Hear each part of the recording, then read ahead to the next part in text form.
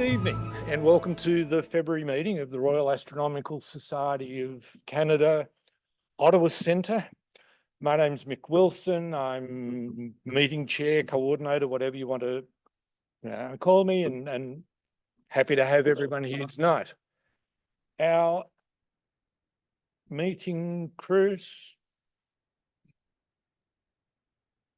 Okay, our meeting is being recorded, so if you're camera shy, bad luck. It will be available online, recorded for posterity. So any embarrassments will live forward into future millennia. If you're on Zoom, if you're joining us by Zoom, use the Q&A section to put forward any questions to the speaker involved. Anything you put in the chat box can be seen by all, but it's not actively monitored and you can't raise your hand. So it's a bit of a long program, but I think we'll be fine. So I'll shut up in a moment. We've got Eclipse outreach. Andrea is going to be speaking to that and trying to muster up some support for Eclipse Day. Ottawa Skies, I'll be doing it because in the words of Cheech and Chong, Dave's not here. Our guest speaker is Dr. Pamela Gay from the Planetary Science Institute. Who'll be talking about Bennu and the sample return mission. Paul will continue on his epic journey across Canada's geology and skies. We'll have our break. I have a slot after the break because I need to spit the dummy, perhaps. And if you don't know what that means, you will learn. Richard is going through tips and tricks on photographing and processing planetary images. We'll have our observation reports, not so many this month, probably a reflection of what the weather's been like.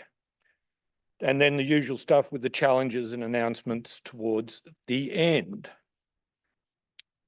First of all, a mea culpa, maxima culpa. I reorganised a lot of things this month about the way we organise these meetings and pull everything together. And I know for a fact I've almost caused Chris multiple heart attacks and nervous breakdowns in this process, but we got here in the end and he's all happy. And so my apologies, Chris. Secondly, to any of the presenters, if in those new processes and ways of doing things, your content is not exactly how you remembered submitting it, again, I apologise. We have 8 new members this month. Nice number to start the year with. Any of them here today? Yeah, at least one voice over there. So is that Margaret? Yeah, hi, welcome, Margaret. So if any others are watching on Zoom, welcome to Malcolm, Emily, Hannah, Nicole, Gilbert, Jerry, and Christina. Andrea.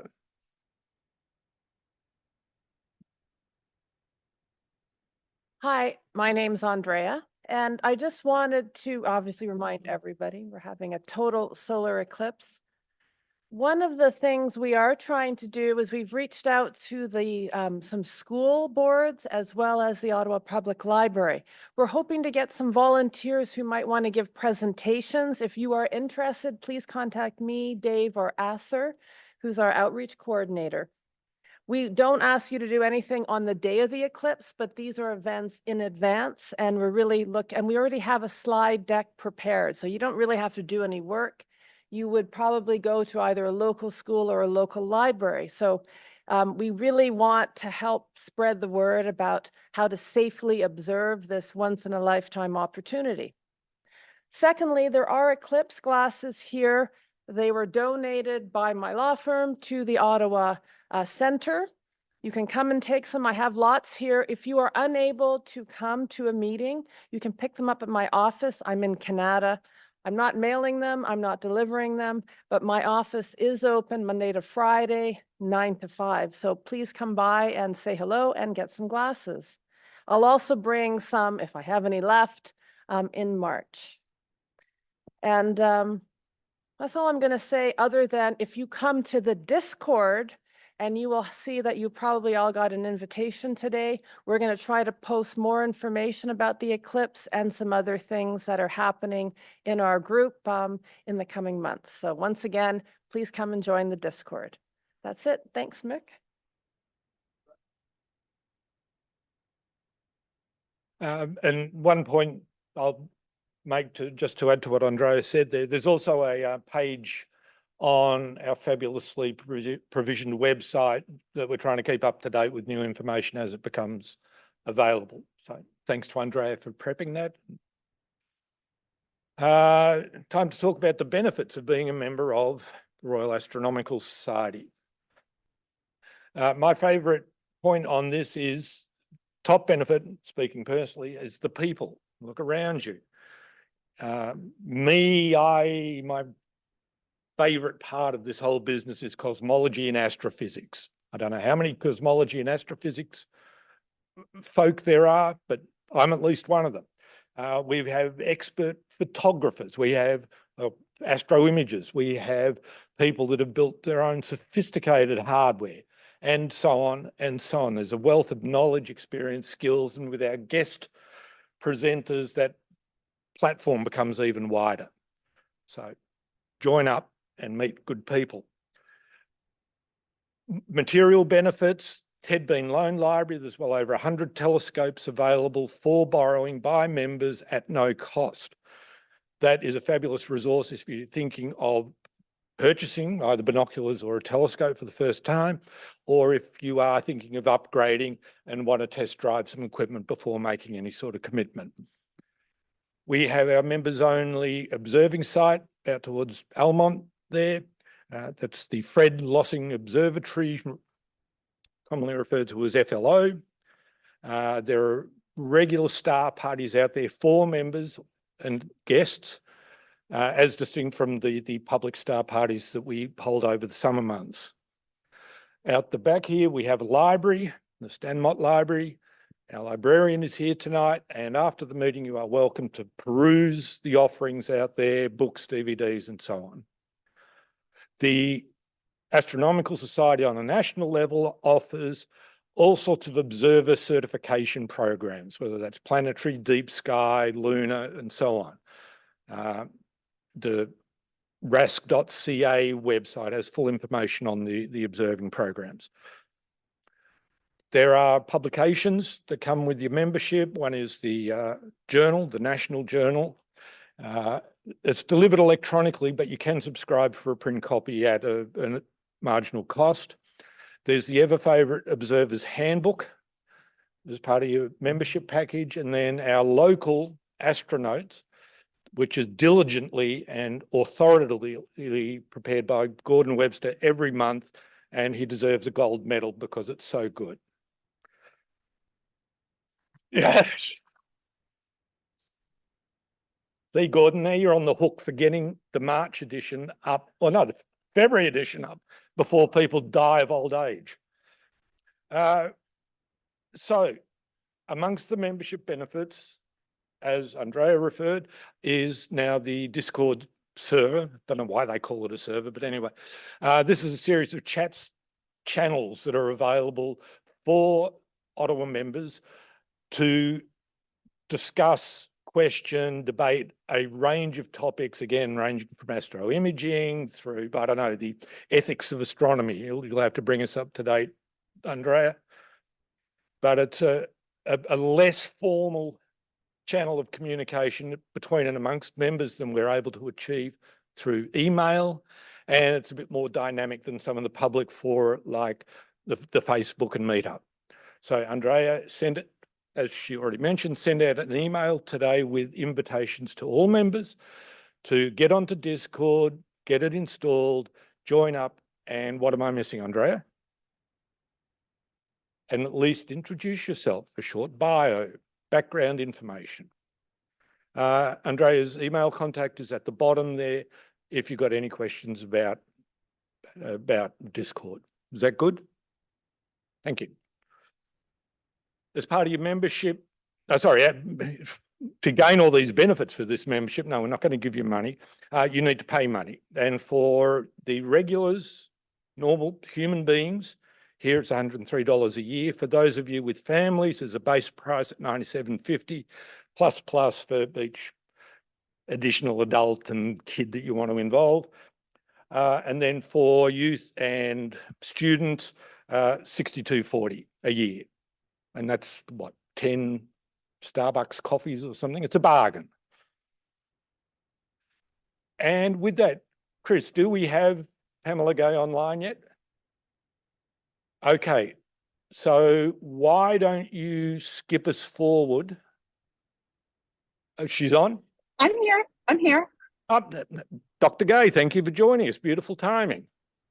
Hello. I am a green alien. I have widely traveled. I have gone all over the universe, and I am ready to space at you. I'm actually coming to you from the I can take the mask off in this corner. I'm coming to you from the St. Louis Science Center, where I'm doing a different public event. So I'm bouncing back and forth between events, and I'm so happy that we were able to figure out how to do both events this evening. I don't think you actually got to see me being a green alien. So okay, yeah, well, I'm bouncing back and forth between both events, and it's super exciting and very poorly lit. I apologize for that. That's okay. We're glad you're on it all. If you want to jump straight in, I was going to do a flattering introduction for you, but if you want to... Oh, no, go ahead. I'm happy to hear. Happy to be flattered. It's straight out of your Wikipedia page anyway. So, okay, so our guest tonight is an astronomer, educator, podcaster, science promoter, and writer. She's well known for work on citizen science projects dealing with astronomy, a senior education and communication specialist, and a senior scientist at the Planetary Science Institute. Research interests include data analysis on astronomical or in astronomical context, examination of the impact of citizen science initiatives, again, I'm hoping particularly relating to astronomy, and she's appeared in various television documentary series. So with that, I will hand over to Pamela, and I'm driving the slides, so let me know. Excellent. If you wish to proceed. All right, so I think we are good to go, and I'm gonna just to warn all of you, so actually start with the title slide. I have words to, yes, that slide. Excellent. Okay. So about 10 years ago, a graduate student at the University of Arizona, Hannah Thackeray, she reached out and said, so I heard you like citizen science. How do you feel about rocks? Hannah knew I developed a platform called CosmoQuest that enables everyday people to help NASA scientists identify geological features on other worlds. She knew because she'd been one of my volunteers helping us map out the moon. And now she was a graduate student, and she was a NASA-funded scientist getting ready to map a world named Bennu. Hannah joined the OSIRIS-REx mission, and it needed to find a safe place to grab some rocks to bring home to Earth. Now, the timeline to go from OSIRIS-REx sending us images to needing all possible hazards mapped, it was measured in weeks. We had to map an entire world in weeks. And to get everything done, we needed help. And it was the CosmoQuest community that was slated to provide that help. And from conversations, negotiations to launch took years. But next slide. One day, I found myself in a university parking lot at 4 a.m. with a giant van. Launch was the next day, and my team was driving from St. Louis, Missouri, in the middle of the United States, to Cape Canaveral in one long go.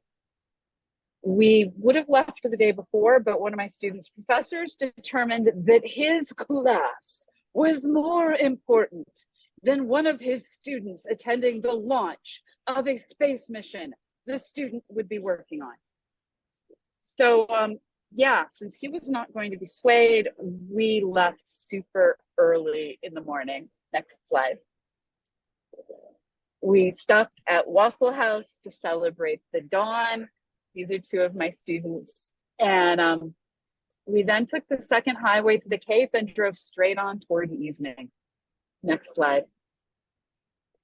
This is a picture of my team. This is the group of people that's responsible for putting together the Bennu Mappers project that we're going to be talking about tonight. Only one person is missing, and that's Annie Wilson, who unfortunately is sitting back at the booth where I abandoned her while I'm giving you this talk. Next slide.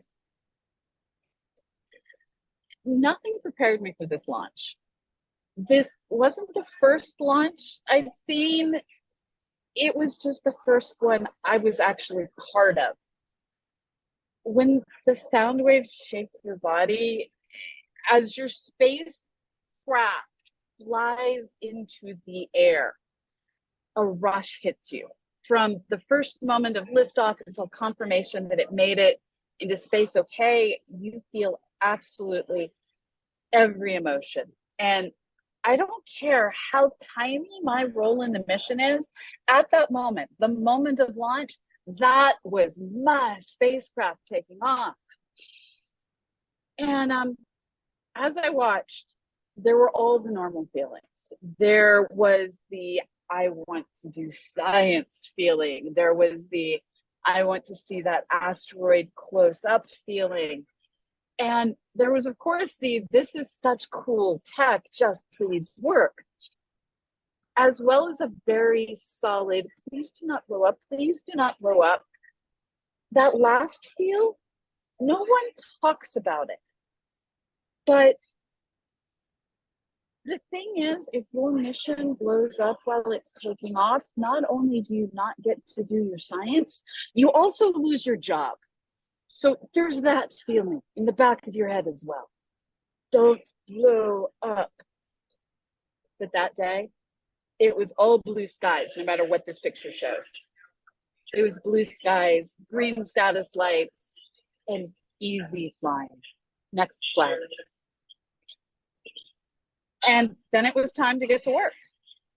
Our part of the mission was to write software to make it possible to mark the locations of everything on Bennu, anything that could possibly cause the mission any harm. The only catch was we didn't actually have any images of Bennu at this point in time. Bennu was just this little tiny dot that we had seen in telescopes going on its orbit. We knew where it was, but we knew nothing about what its surface was. So I improvised. It was like when you're putting together a presentation and you're missing that one slide from a colleague. And so you improvise, you put in something good enough while you wait for the final image to come in. So Bennu wasn't going to be the first near-Earth object sampled by a mission. That title went to Itokawa. And so I figured, why not just use Itokawa to fill in for Bennu until we actually had images of Bennu. Next slide. Now, when the Hayabusa mission went to Itokawa, it found a little bit of everything. And this is a particular image I found to show a little bit of everything. It has smooth plains of dust and rocky regions filled with car-sized boulders. It even has textbook craters so crisp that they look like a simulation. Itokawa is a dream of a world, and I am a dreamer. And my team used Itokawa images everywhere in our software, waiting for images of Bennu that we'd one day get. Next slide. In fact, we planned all our software, all of our training tools, everything, assuming Bennu would look like Itokawa. We wrote and tested the software, assuming Bennu would look like Itokawa. When asked, how long do you think it will take to map Bennu? We tested with Itokawa. We had a bunch of students and volunteers use our software to trace the length of boulders, to trace out craters and images, to mark the spots where every single little rock could be found.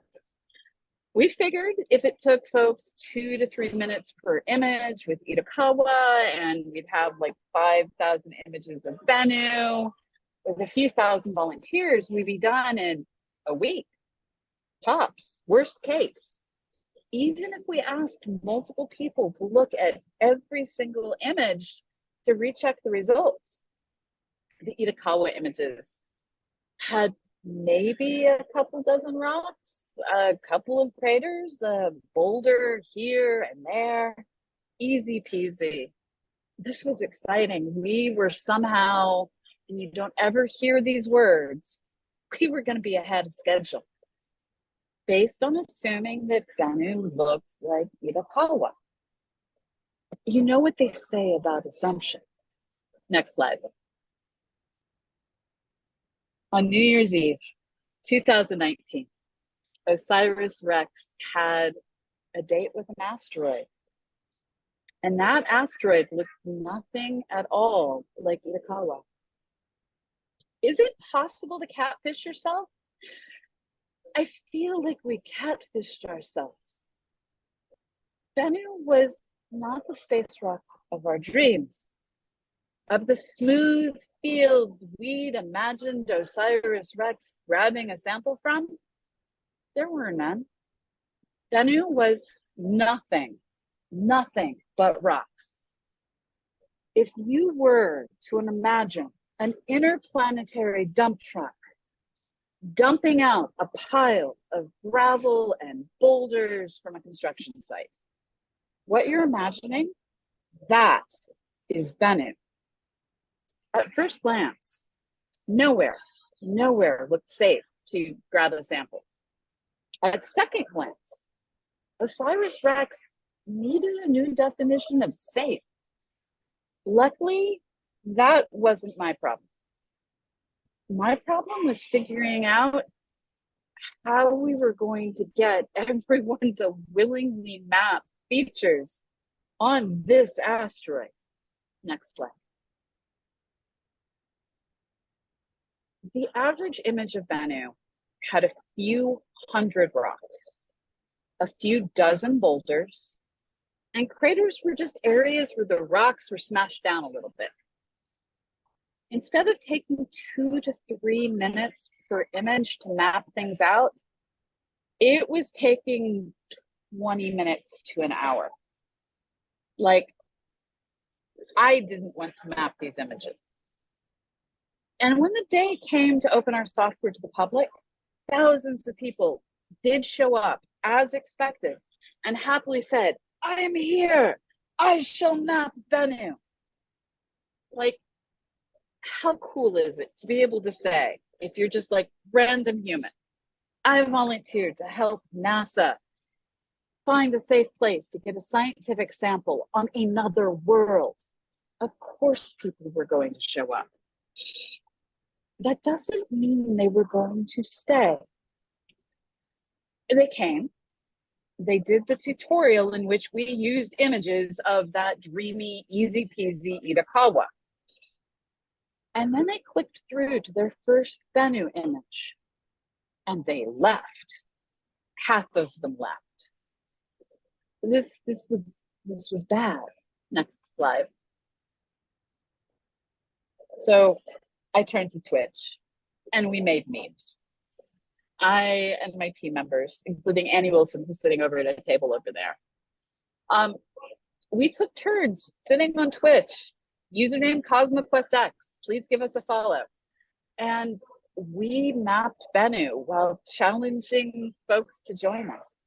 It turns out that video game players who are used to grinding away for in-game riches are sometimes the right people to recruit for science. Mining for diamonds in Minecraft is a whole lot more tedious than mapping rocks. And Bennu doesn't have any zombies or creepers to wreck your day. It just has great for scientists like me, who may sometimes look like zombies because we've been mapping rocks. I didn't get a lot of sleep while this was going on. Of the folks that stayed past the tutorial, Most of them did like 10 images, maybe. It took more than a week to complete this project. Thank God for all the people we found who were willing to hate map. Next slide. This is a video. You may have to click it to invoke the video. There, now it's spinning. Okay, so there was this wonderful cadre of humans, our CosmoQuest Bennu mappers. And they spent their days hate mapping Bennu, hating rocks, and they were driven by this hate to do the work we needed, because Bennu was not going to be allowed to win. It was not going to be allowed to keep its secrets. For 92 days, we mapped. And we somehow found people who'd grind away with us, clicking on each and every little rock, tracing the length of those boulders, circling the craters that were just bladder rocks. 7 of our volunteers marked over 1,000 images each. We did science. We hated on Bennu a lot, and we found a community. In a way, we found a family. Next slide. In those 92 days, nearly 4,000 people made over 14 million annotations of rocks, boulders, and craters in those images of the asteroid Bennu. The site selection team used this data along with data from the other teams to identify 4 possible landing sites that seemed to be safe enough for our mission. They were a lot smaller than we'd hoped for, but we hoped they'd work. On December 12th, 2019, my birthday, we learned OSIRIS-REx would be touching its sample arm into the rocks of Nightingale Crater. This is a feature that was mapped by 64 of our Bennu mappers. My job was done. I literally went to Disney World that day. I was supposed to go to a rocket launch, but that day the systems were not green. Next slide. This is also a video. There it goes. Okay. For me, this is where the hands-on part of the story ends. But for much of the science team, this is where things first got started. With the sample site selected, the plan was that OSIRIS-REx would gracefully float down, grab a sample, and then bounce away. This video shows what was expected, what was assumed. You'd think we'd have learned about what happens when you make assumptions. Next film, please. We did not learn. This is what actually happened. So what you can't really appreciate from this particular video is that arm. That arm went about 30 centimeters into the surface of Bennu. Bennu is the consistency of a ball pit. The only reason we did not lose our spacecraft into Bennu is we fired nitrogen canisters. I, again, was not part of the mission at this point. The team fired nitrogen capsules and it pushed us away. It was dramatic. Next slide, please. But they were able to collect a sample. That cylinder that you see with all the little vent holes around it, that's actually the sample capsule. They had trouble getting it into the return capsule to bring it home because the goal was to collect, like, if we could possibly, maybe, please, 60 grams of sample. Instead, we kind of overfilled it and nothing wanted to close. a little bit of spinning and shaking, and they were able to pull it off.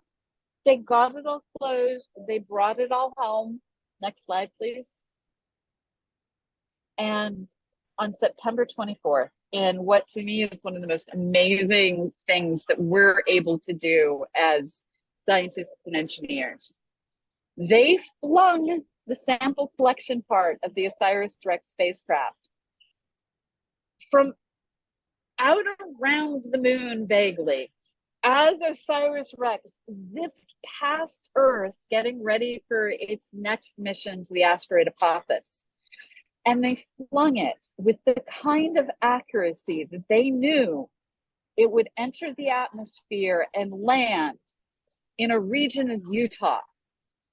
And the parachute went off, not quite when it was hoped for, but it went off. That's what matters. And they even, this image doesn't show it, they even managed to land quite coincidentally near a road. They went out, they gathered up the capsule, they very quickly sealed everything off. It was very important not to let any of the Earth's oxidizing atmosphere near the sample. They got everything down to the Johnson Space Flight Center. They enclosed it in a nitrogen-filled hood. Next slide. And this is the sample capsule. You can see down along the bottom edge of this slide some of that, what appears to be vents surface that we saw in the earlier image. What was remarkable is when they opened up the capsule to get at the sample container, they haven't yet opened the sample container. What you're seeing here, all that black rock, that is indeed a sample from Bennu, an unintended accidental sample. I said earlier that the goal was to collect at least 60 grams, at least. That's 70 grams of excess material that just came along for the ride. They accidentally got in excess of their original goal, which is kind of awesome. And with this excess, science was able to start. They were able to figure out very rapidly that the sample is high in carbon, it contains water. But while this was awesome, while this allowed them to very quickly get a sample on display at the Smithsonian Museum here in the United States, there was one problem. There's actually two problems. If you look at this sample capsule, you see that there are these screws all around the edge. Two of the screws had decided they were there to stay. And inside the hood that they had, they didn't exactly have the ability to drill out screws that refused to unscrew. That also would have been kind of bad, potentially damaging. Next slide, please. To pry open the stuck fasteners is the official word. NASA needed to actually develop new tools using new materials that were solid enough that they wouldn't come apart. We've all accidentally shredded a screw. That they wouldn't potentially contaminate anything. Instead of stumbling, I'm just gonna read a quote from Johnson Space Center curator Nicole Lunning. Her quote is, "In addition to the design challenge of being limited to curation-approved materials to protect the scientific value of the asteroid sample, these new tools also needed to function within the tightly confined space of the glove box."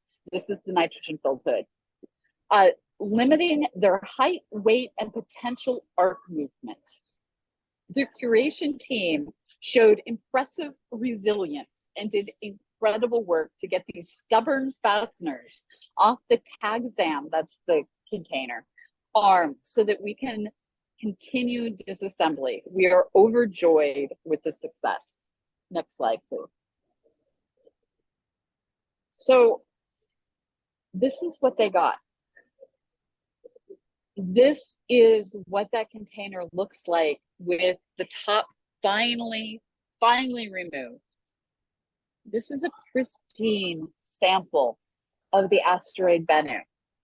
This is 249 grams, which is a whole lot more than 60 grams of the asteroid Bennu. The sample was returned to Earth on September 24th, and it took them until January 10th to finally get this container open.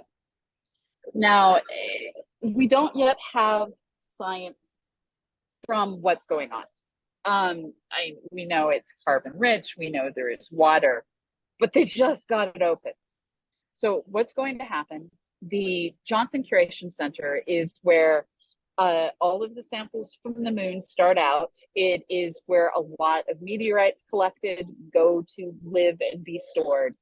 The curation center is also where we share materials with other nations. So part of the asteroid Ryugu that was collected by the Hayabusa 2 mission is stored down in Johnson. They're going to actually set aside 70% of the sample, and it's going to wait for new technologies for future research. They are also dividing up the sample. We have partners there in Canada going to be getting their own part of the asteroid Bennu. We have partners in Japan at JAXA. It's international science. And by sharing samples with researchers around the world, we get to tap into the creativity, the engineering skills, and just the fact that different brains are able to come up with different ideas to try and understand what's going on. One of the reasons we want to study asteroids like Bennu and Ryugu, which is in a similar orbit, it's a bit bigger, and is also a rubble pile of an asteroid. One of the reasons we want to study these things is, well, first of all, they're in Earth-crossing orbits. There is currently no known future collision with Bennu in thousands of years. We're good. We're good for now. But we don't know what other half-kilometer across asteroids might be out there that we just haven't found yet. And no one had been trying to figure out how to move rubble piles in the past. Like, some of our plans for moving asteroids included mounting engines on them. And you can't really mount engines on something the density of a ball pit. We're gonna have to rethink our plans. And we only know that because we went to the asteroid. But the reason we want to collect these samples is this is the stuff our world was originally made from. And it's fair to say that we have broad ideas on how planets form in disks, but the specifics of how solar systems first form their planets, then rearrange them, and eventually settle in for the long duration of time, that's a process we're still trying to figure out. And it includes a really important step where the sun actually bakes the inner solar system on the outside of each world completely dry. And then we have to figure out how worlds like Earth get all their water later. Looking at these near-Earth objects that are made from the building blocks of our solar system and that are so small that geological processes haven't happened. These are undifferentiated objects.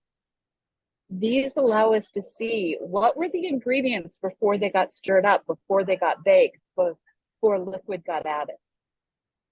They let us understand what was there to form our world. It's a start. We have a lot of research left to do, but this is what we know today. And this is what I have to present until new discoveries are made. I kept it short as requested, and I'm now here to answer your questions. As I said, I am a green alien. I have traveled far and wide and seen many things. I'm also at the St. Louis Science Center. So yeah, it's a complex day. Well, that Throw your was questions at me. very entertaining, amusing, very human. I do have a complaint. Oh, There wasn't a single reference to wombat poo. I have a board game at home called Wombat Rescue. It is actually centered on wombat poop and how mama wombats use it to navigate when they misplace their babies. I can also explain to you why wombat poop is cube shaped if you wish to know, but I'm not sure that it's considered appropriate for RASC, but it is quite interesting science. We will obviously need to invite you back for the follow up on this crucial issue. Now, Chris, do we have any questions coming in online? Nothing. What about here in the audience? I've got the roving mic. You want this? Oh, no. Sorry. So I see a question in chat. Where can I find a costume like yours? Haha. This one, I can't get you the link without accidentally leaving the chat. Gordon Dewis, who's a member of your club, is a close friend. I will get him the link. And hopefully wait, I have 2 devices. I'm going to send Gordon the link to the site, and then hopefully he can drop it in chat, because I can't get the link from my iPad to my iPhone. Life is complicated, but I'm here to answer other questions as well while I look for the link. Thanks. Okay, We here have we at go. least one here in the audience. On your first detailed slide of Bennu, you could see Yeah. the boulders and you could see the lines which were marking the dimensions which were measured. But in the underlying matrix, there were these hundreds of small light blue round objects. What were they? Mm-hmm. Those were all the rocks. So what we had was the people who were doing the mapping for us were using a light blue mark to mark where all the rocks are. They were using a green line to measure the length of the boulders. And then that particular image just didn't happen to have any asteroid impacts, any craters in it. So yeah, that was, there were hundreds of rocks. It was a lot. It was a lot. And I've now gotten Gordon the link to the onesie. Literally hundreds of rocks per image, dozens of boulders. And the reason we were measuring the boulders was to try and get a sense of just how big they were by making certain assumptions about if they're this long, how tall do you think they are? Because we had a spacecraft, we still have it, luckily. It's just in a different place with massive solar panels. And so you have to come in and know you're not going to knock your solar panels on a boulder. It's complicated. And to Mick and Pamela, there's a question in Zoom. How do we know how deep the sample probe penetrated? So Dante Loretta is really the person to answer that. It's a combination of what was done to this spacecraft, what they were able to figure out from all the cameras, not just the ones you saw the images from. I don't know all the details that go into it, but Dante's the PI and I trust him completely. All righty. Do you have time for another one? Yeah.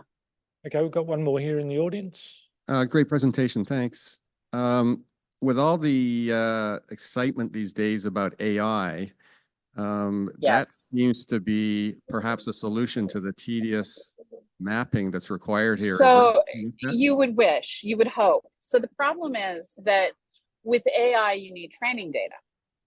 A good AI is trained on tens of thousands to millions of data points. And then you let it loose. But you have to have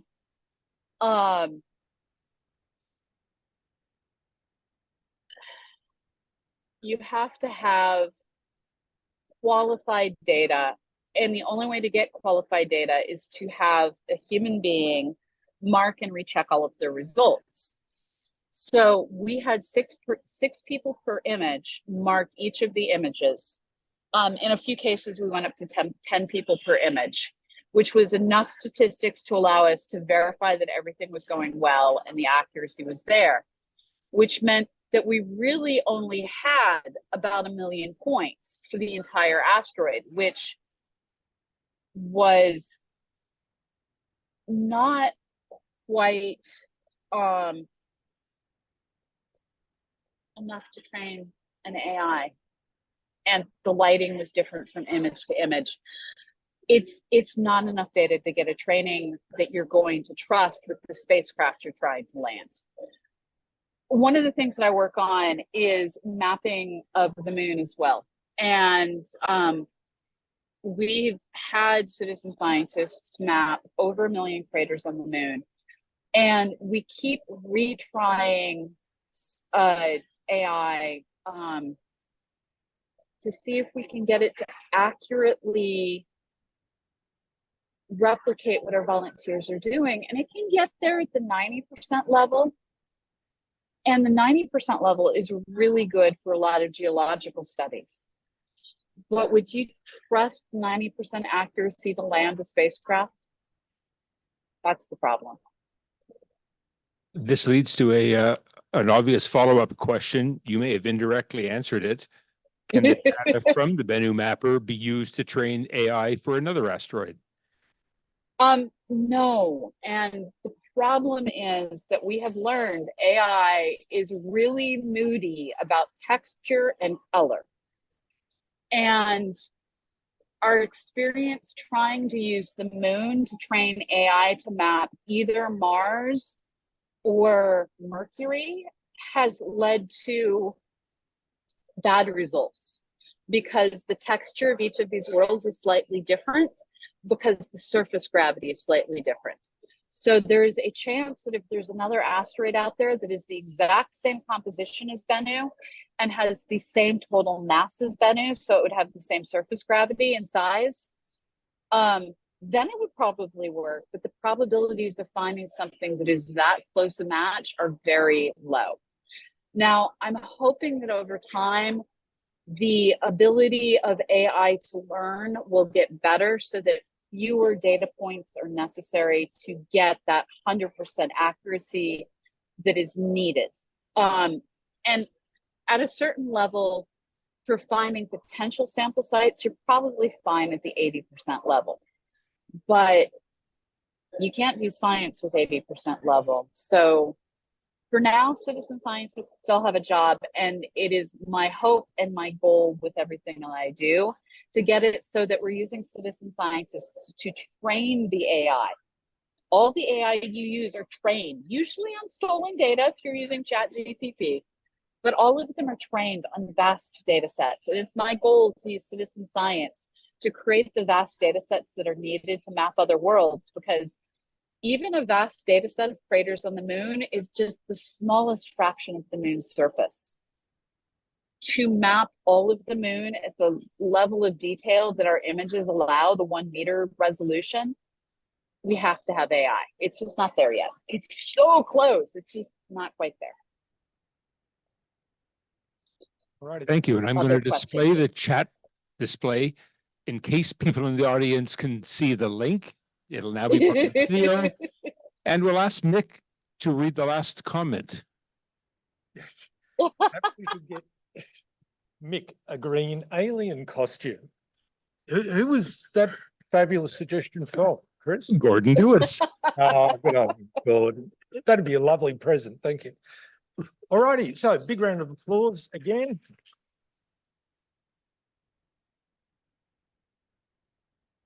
Been an absolute pleasure to have you address this, Pamela, and looking forward to a possible return date. Thank you. Okay. Thank you so much. Bye-bye. All right, Chris. We are Awkward. the Ottawa skies, then we go to break. Paul will then proceed with his presentation, followed by Rick, and I will forego informing you as to what spitting the dummy means to next month. So, whoops, all right. Looking for? I want Ottawa skies. Then we go to break. Okay, so yeah, Dave's away. I'm running Ottawa skies. So this month, full moon is on the 24th. I don't know what it's called in any other society.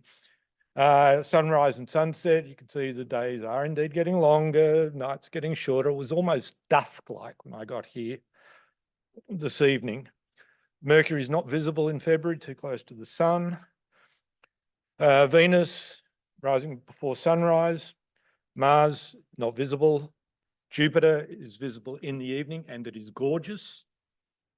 Saturn is visible early morning. I haven't seen it, so I don't know if it's gorgeous. Uranus and Neptune, both visible. And so with that, the standard dose of Chisholm humour. 3 guesses why we won't be coming to work tomorrow. They used that line in, what was it, Deep Impact or Armageddon? Anyway, so Paul, you're not on yet. We'll go to break.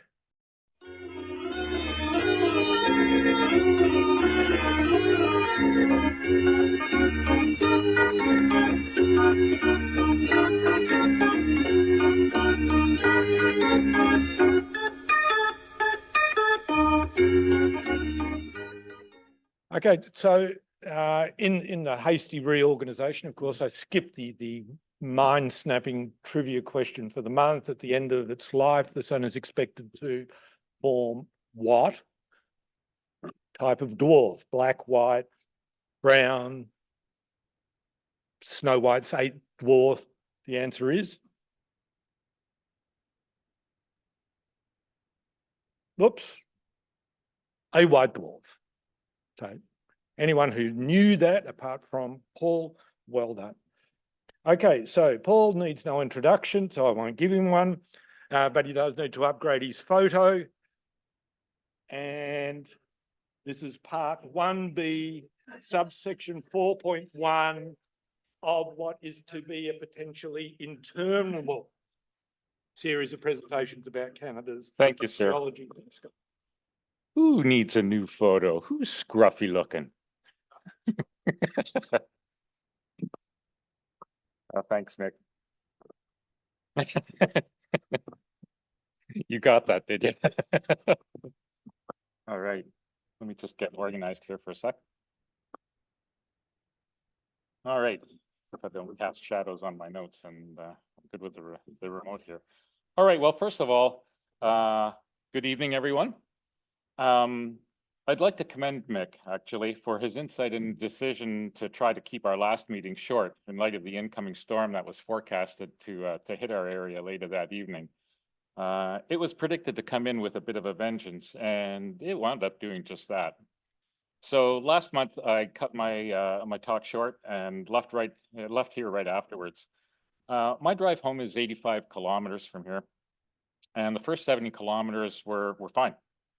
But the last 15 kilometers were a bit of a different story. It was as though somebody had hit a switch, the blizzard switch, and conditions went from being pretty calm to a blizzard within like 30 seconds. It was crazy. It was like a wall.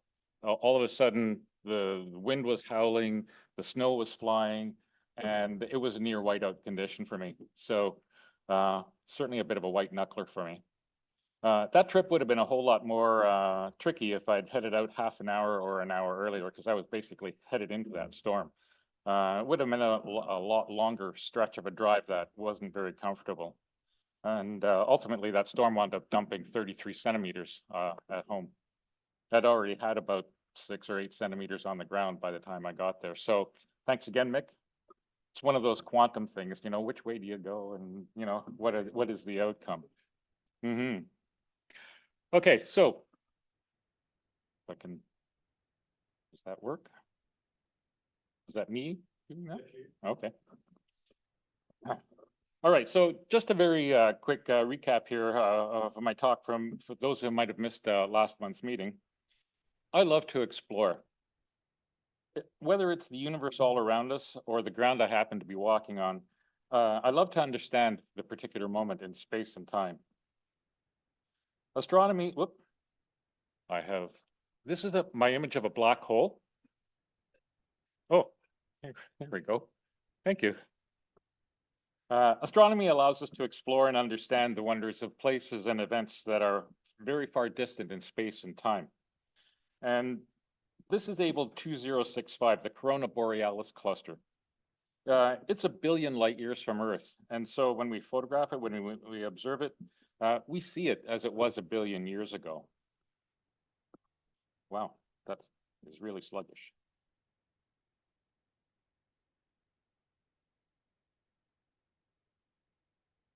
Not happening.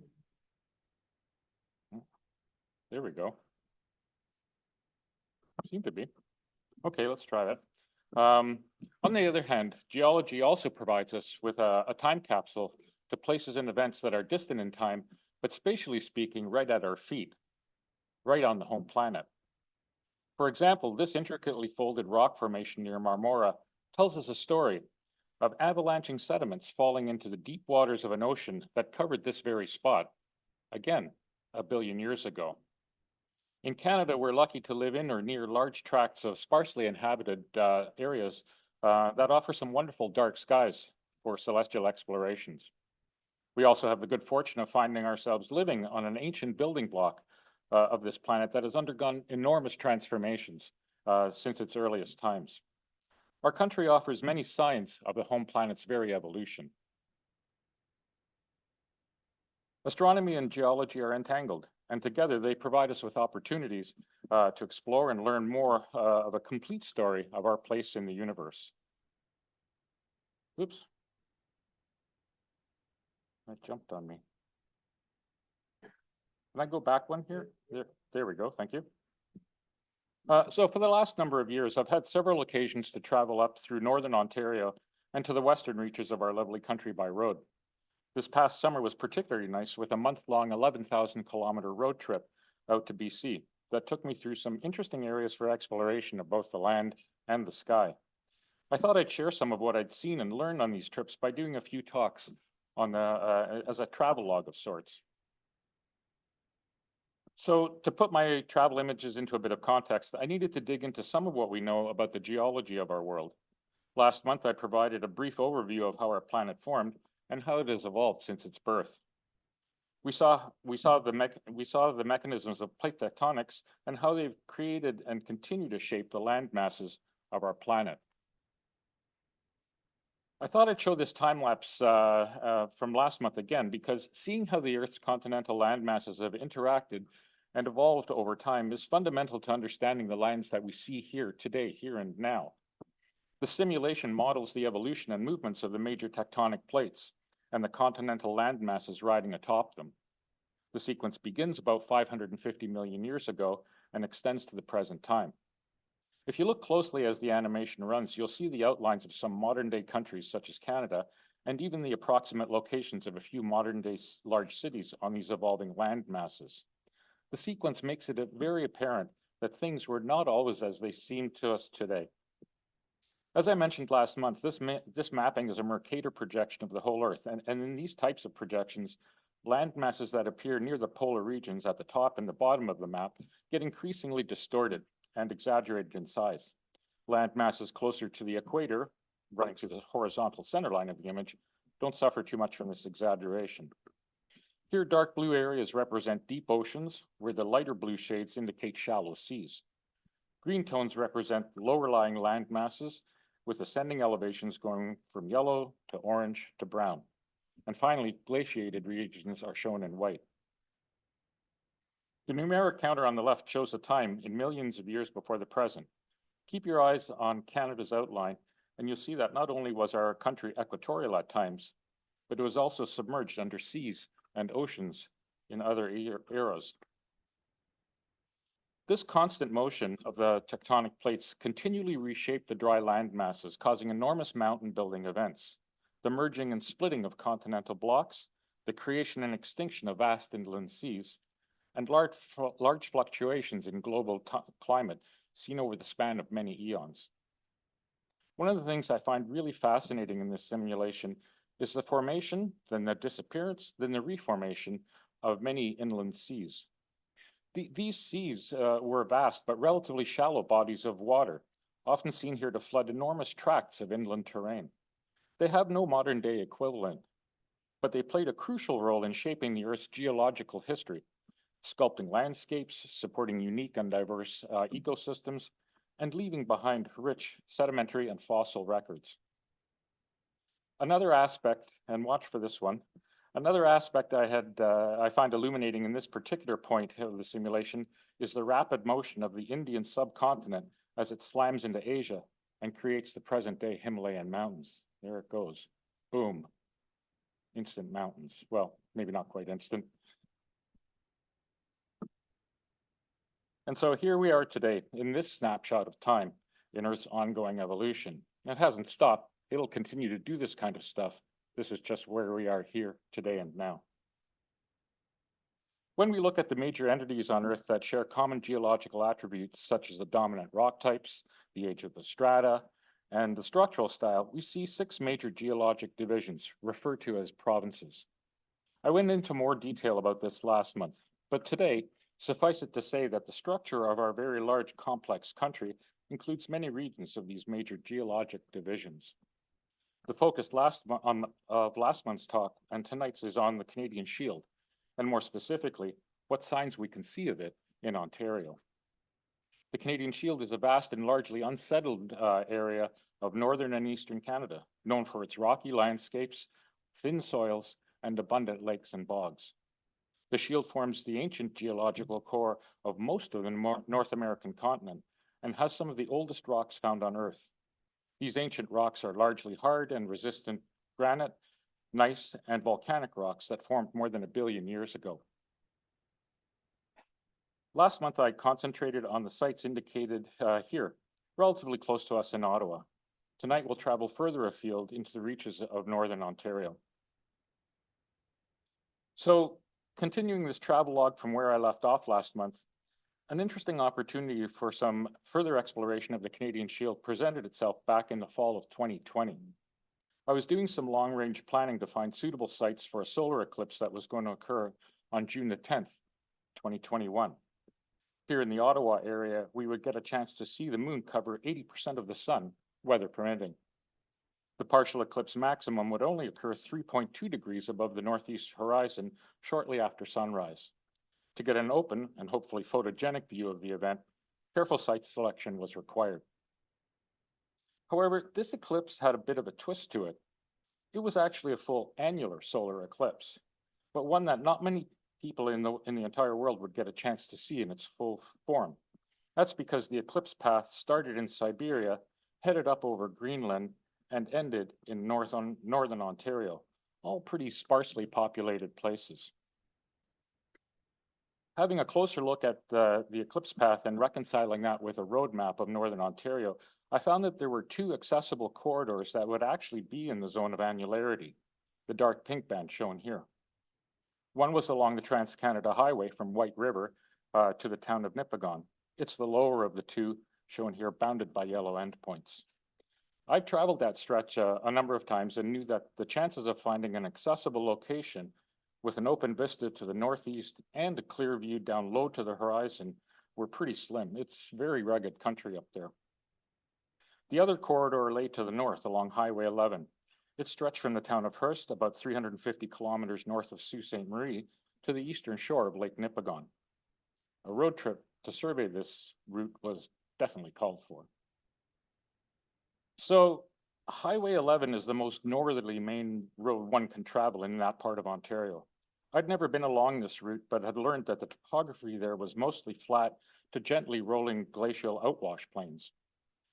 Quite a contrast to the ruggedness of the Lake Superior North Shore.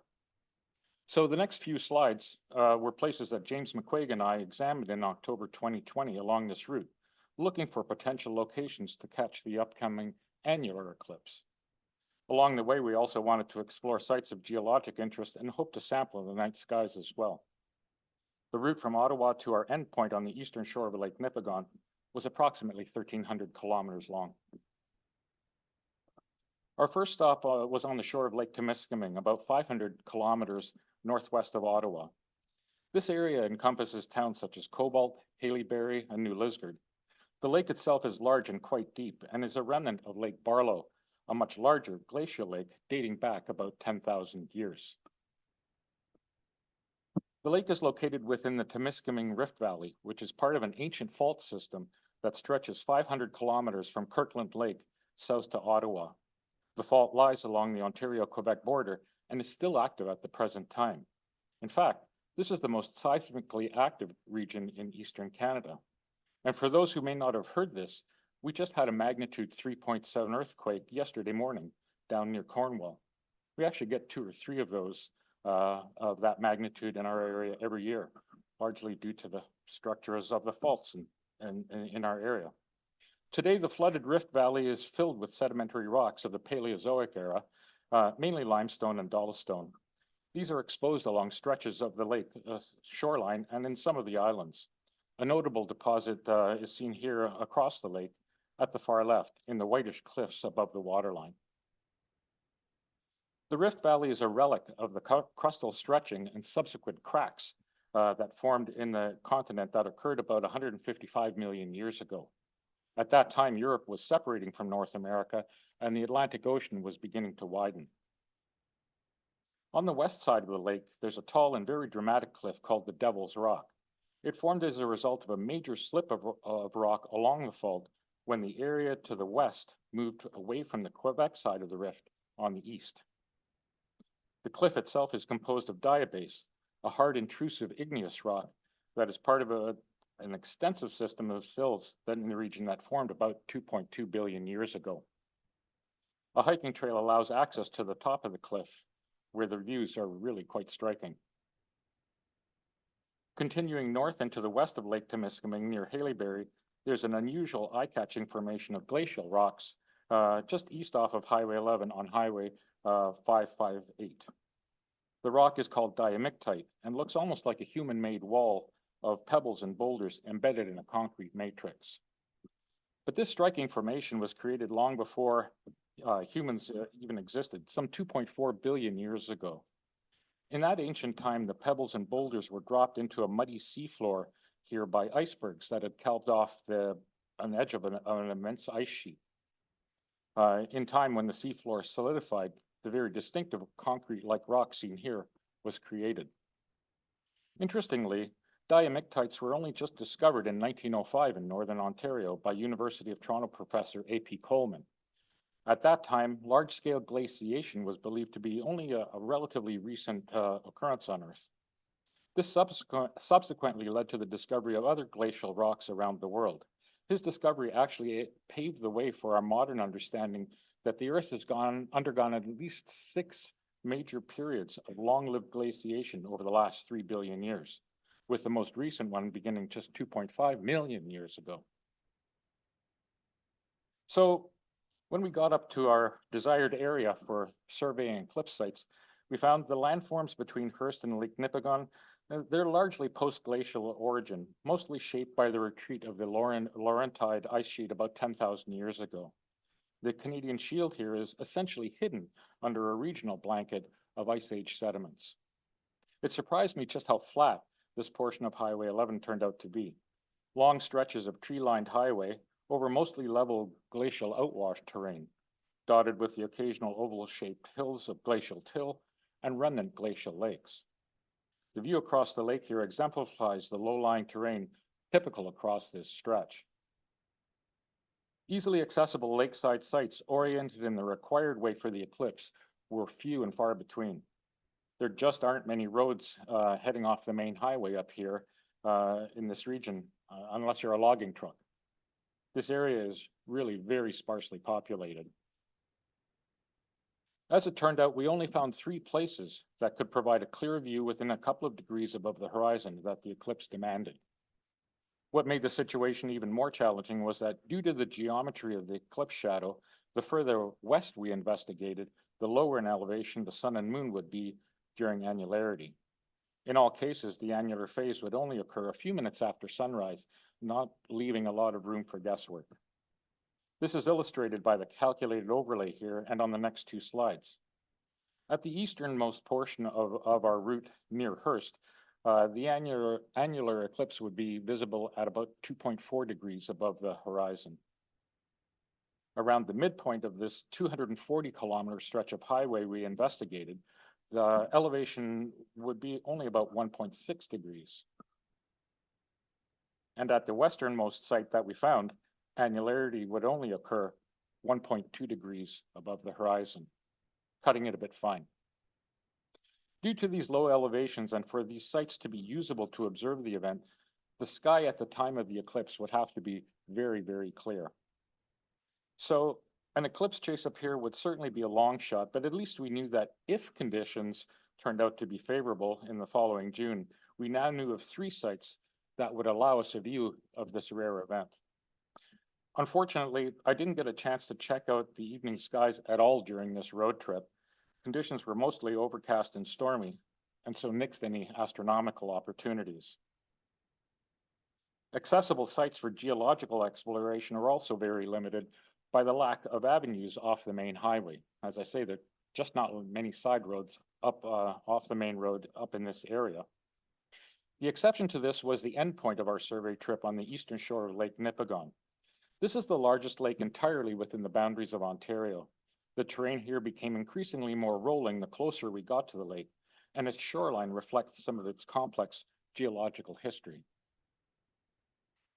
Igneous rocks found here formed from the cooling of magma during the mid-continent rift event, occurring in this place about 1.1 billion years ago. The rift was a massive crack in the Earth's crust that stretched from Lake Superior down to Kansas. The intrusive mafic rock originating from that event straddled the lake's shoreline. They formed cliffs, islands, and peninsulas also along the shore. Also at the lake margins are sediments that were transported by glaciers during the last ice age. Glaciers actually carved out the lake basin and left behind deposits that are a mix of sand, gravel, clay, and boulders. Kind of sounds like Bennu a little bit. These deposits actually form sandy beaches, dunes, wetlands, and hills along the Nipigon shoreline. I found the rocks at the waterline of this site were particularly fascinating. The hard mafic bedrock there is fairly resistant to erosion and records some of the many stresses it's endured since its formation. Magmatism spawned by the Great Rift, glacial erosion and deposition, and the rebound of the land after the retreat of massive glaciers all played a role here. The parallel lines of fractures you see, the intricate curves of others, and the shards of shatter, they all play a role here. They attest to the forces at play in ancient times and in more recent times that have shaped what we see on the ground here today. And for me, walking along these landforms, it certainly generated a sense of great antiquity somehow. It made me imagine what the view from this spot 1 billion years ago might show. One way or another, it would have been a very, very different world. This site was actually a wonderful endpoint for our survey trip. We got the data we needed for the eclipse in the following June and enjoyed the opportunity to explore places previously untraveled. Side note, and fast forward to Eclipse Day on June the 10th, 2021. As it turned out, a weather system moving through northern Ontario brought clouds over the region and unfortunately nixed a return trip up there. The red ellipse shows the stretch containing our potential northern observation sites. They were completely clouded over at the time of annularity. Ottawa is also indicated here. No complaints though. Plan B was to view the event from Ottawa, and we were fortunate enough in our area to get good views of at least some of the partial phase of the eclipse before the clouds fully moved in. So the last group of slides I want to show here tonight are found mostly off the Trans-Canada Highway as it leads you from Parry Sound along the northern shore of Georgian Bay, and then up to Lake Superior and onto Thunder Bay and beyond. Many truly iconic views of the Canadian Shield are expressed along this route. North of Barrie, up to Parry Sound, Highway 400 passes through the billion-year-old central gneiss belt, considered by some geologists to be one of the geological wonders of the world. For others, it's simply called the Great Gneiss Road. Geologists have determined that this gneiss belt is an eroded remnant of an ancient mountain range named the Grenville Mountains. They were formed by the collision of two continental plates 1 billion years ago during the Grenville orogeny, and may have even exceeded the height of the modern-day Himalayan mountains. The gneiss exposed along Highway 400 here was formed some 25 to 30 kilometers below the Earth's surface at temperatures around 800 degrees Celsius. The hot rock was squeezed and flattened as one plate moved up over the other at rates of up to 10 centimeters per year. While that doesn't sound like a whole lot, in the course of just 1 million years, that would amount to 100 kilometers of movement. And rocks have all the time in the world, right? The Grenville Mountains, existed along the eastern shore of North America, the eastern edge of North America, and stretched from Texas on through Ontario and to Quebec, all the way up to Labrador. The mountains are long gone now, having been worn down by hundreds of millions of years of erosion. Today, all that remains are the once deeply buried parts of these mountains, essentially their roots, now exposed at the Earth's surface. The layers of gneiss are commonly contorted and folded, as you can see in the wide angle view, and suggest conditions where forces within the Earth squeezed and deformed these rocks like modeling clay during their formation. These rocks give us a rare glimpse into the geological forms and processes that occurred below the colossal mountain range that once stood here 1 billion years ago. Just a quick note here on the wide angle view of the rock cut. The thin vertical parallel lines that you see are all man-made. They're remnants of the shafts drilled into the rocks in order to place explosives that were then used to blast away parts of the rock face in order to create a straight highway. Such drill shafts are a common sight in road cuts in northern Ontario. Continuing westward, about 50 kilometers east of Sault Ste. Marie, there lies what's got to be the weirdest geological formation I've ever seen, called the Desbarat Ripples, named after the small community nearby. This is a rippled, shallow marine sandstone, essentially a seafloor shaped by repetitive back and forth wave action 2.4 billion years ago. And now it's resting here, nearly vertical. It's been calculated that these ripples formed at a depth of about 20 meters on the gently sloping shores of an ocean that once lapped up against dry land to the north. Thick sedimentary rocks accumulated below the ocean floor and were later folded and buckled in the phase of mountain building that occurred about 1.8 billion years ago. The steeply inclined slab of seafloor rocks seen here was tilted upwards at that time about 600 million years after it formed. I just find it amazing that something as delicate looking as this could survive intact through all that turmoil and enormous span of time. But it is a fascinating thing to see when you're up close to it. You can almost picture the waves moving over it. So heading up north from here along the shore of Lake Superior are some of the most dramatic expressions of the Canadian Shield in Ontario. It's a land of ancient and steep granitic cliffs, fast-flowing waterfalls, and stunning shorelines. Traveling from Sault Ste. Marie to Thunder Bay mostly follows along the northern shoreline of Lake Superior.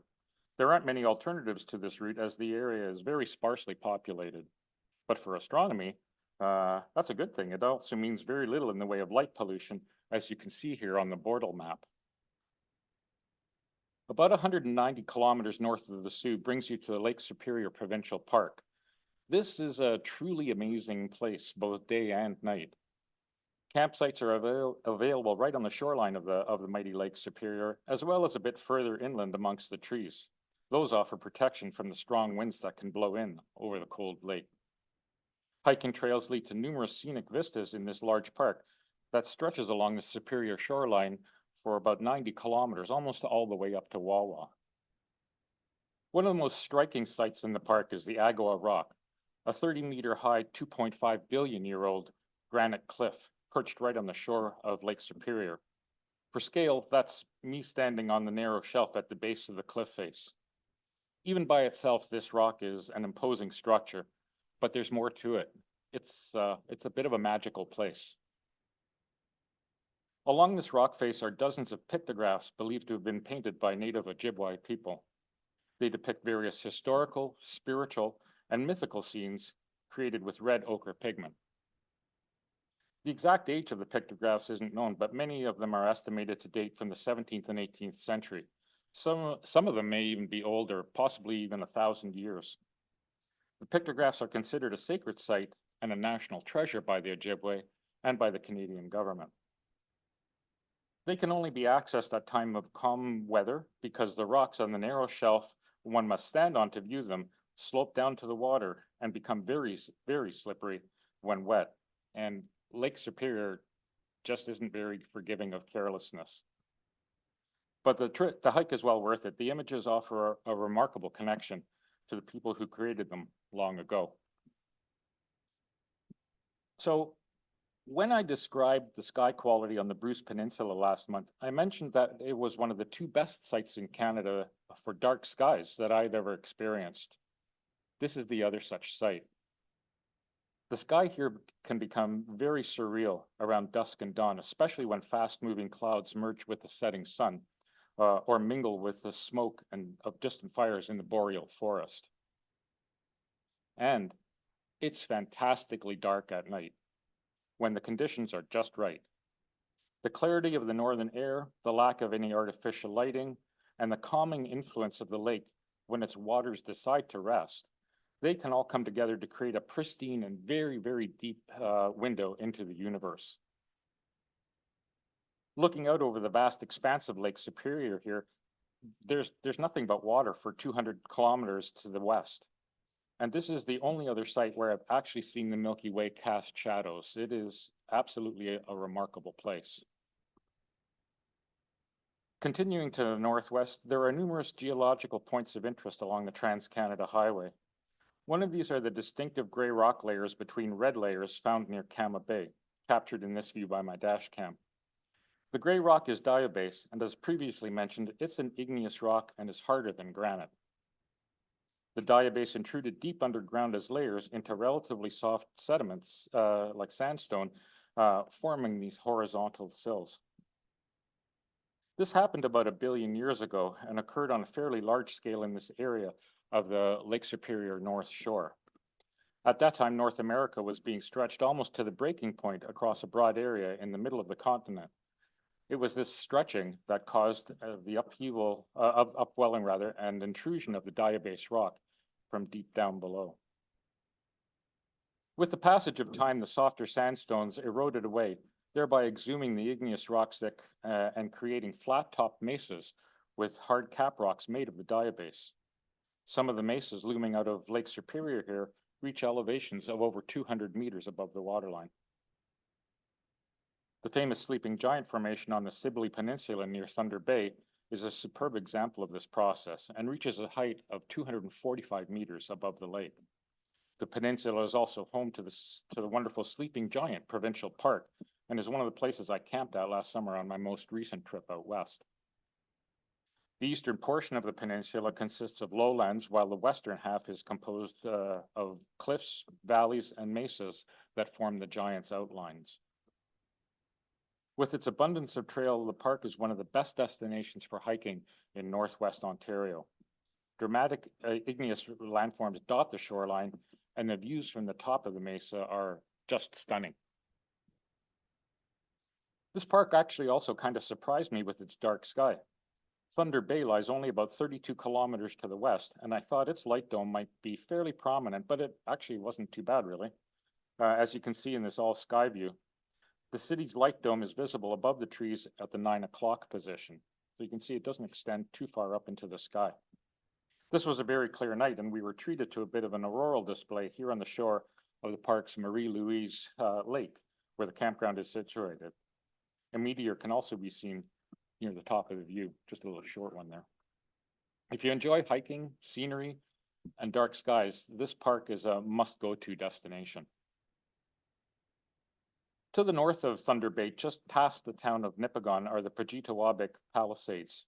Here, the ancient rocks of the Precambrian Shield were also overlain by a sheet of hard diabase rock about 1.2 billion years ago. And just as was the case with the mesas that eventually became formations, such as the Sleeping Giant, here, erosion by water and ice also removed the covering rocks and sculpted the diabase sheet into the rounded flat-top hills bounded by steep escarpments.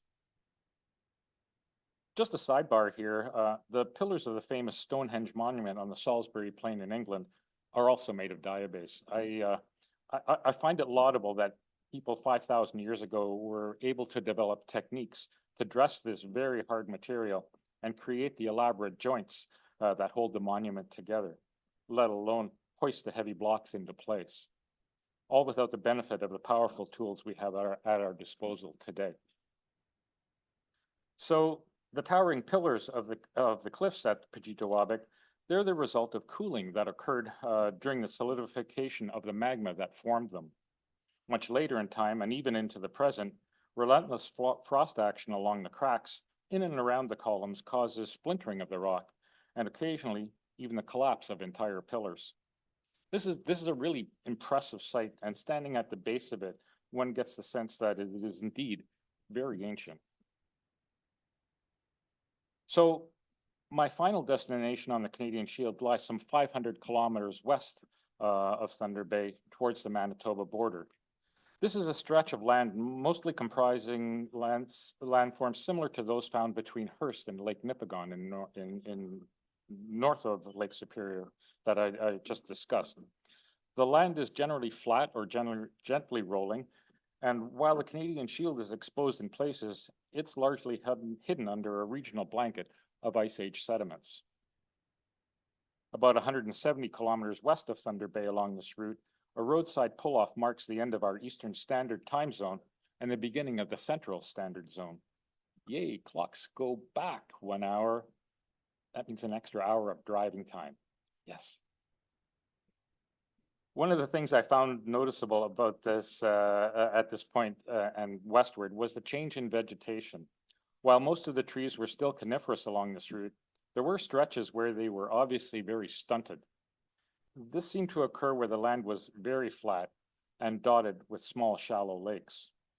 Poor subsurface drainage, shorter and colder growing seasons, and perhaps the actual nature of the soils derived from the Ice Age sediments, they could all be possible factors in this. Further westward still from this area, the landform was seen to morph again. Nearing Kenora, the relative flatlands gave way more and more to exposures of the Canadian Shield and scenes more reminiscent of the north shore of Lake Superior. So my last destination on the Canadian Shield this evening is West Hawk Lake, situated just west of Kenora, about 6 kilometers past the Ontario-Manitoba border. This is the site of another ancient meteoric impact. It's somewhat younger than either the Brent or the Holliford craters that we talked about last month, with an estimated age here of about 350 million years. The crater is about 2.4 kilometers in diameter and was blasted into an ancient rock bed composed mostly of granite. But today it lies beneath the main body of the circular West Hawk Lake, which is actually the deepest lake in Manitoba. It's been studied by drilling and other geophysical methods, but unlike Brent or Holliford, there are no exposed surface signs of the event at this site. Okay, maybe there's one sign. Yeah. Anyway, today it's a popular tourist destination for summer activities such as boating, sailing, and scuba diving. Its tranquil setting belies the cataclysmic event that occurred here one day long ago. Finally, this site lies near the boundary, about 50 kilometers further on, where the road westward takes you off of the ancient and rugged Canadian Shield and onto the Great Plains of the Prairies. It's quite a remarkable transition by road leading to a vast expanse of land with a very, very different feel to it. I hope to soon share glimpses of some of the fascinating formations and interesting skies that I've had the good fortune to explore out that way. So for those that might be interested in checking out locations of geological interest in your own travels, the internet has many informative sites on planning geology-based road trips. Also, I have a few books I can recommend. I use these planning many of my stops. I found the Road Rocks Ontario book by Nick Iles especially good.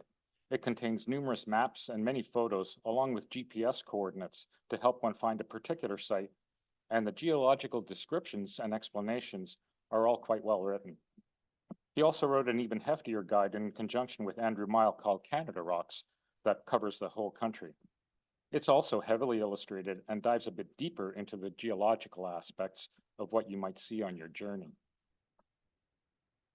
Finally, these two guides are also quite useful. The Canadian Rockies Geology Road Tours by Ben Gadd is similar in nature to the works by Isles and also provides GPS coordinates to sites of interest. And finally, the 125 nature spots in Ontario by Early and Reed provide informative and illustrative overviews of many easily accessible sites of natural interest within Ontario. Thanks for listening tonight. Have a great weekend and cheers all.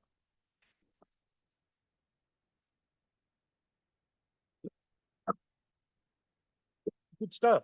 Paul, any questions for Paul? I see a hand See there. a hand there. Where's my runner? Come on, He's Junior. on his way. There, right at the front. Thank you, Paul. It's nice to see. It's quite impressive to see the homework you've done. It's kept me busy. The roads tend to, in Northern Ontario, especially over the lakes, tend to keep away from the shore and don't nick down to the shore very often. I'm wondering, from what you saw, do you think it'd be more interesting, or it would be very interesting to explore the shore of Lake Superior by boat as opposed to by car? It certainly would give you a different perspective on things, I would think. Especially the along the shore where the cliffs are really pronounced and such. Yeah, I mean that whole area, and also with the area that I talked about last month, especially the Bruce Peninsula, all around the Bruce, on either side of it, and around Georgian Bay, they all travel through some pretty rugged terrain there, and I think it would certainly be interesting to do it that way, although you would be limited on some of the things that you would see that are off the road, which can be quite different. But yeah, it would be a good adjunct to a road trip along that. Thanks, Paul. Others? Um, You're welcome. Chris, do we have anything online for Paul? No, we're good. All right. Well, thank you again. Looking forward to the next installment. Okay, thank you. Thank you, sir.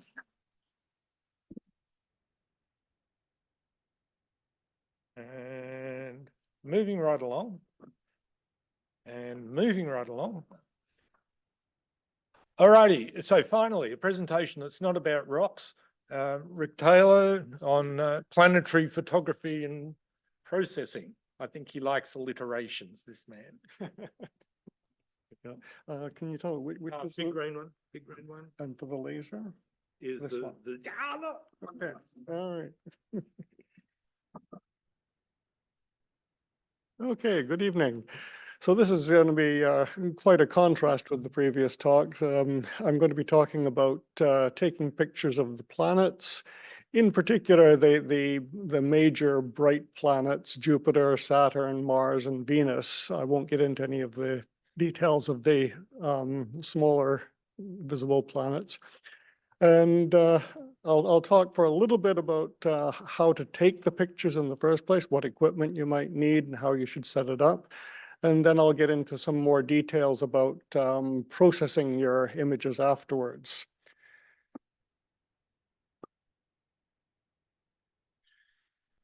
So planets appear really, really small in the sky.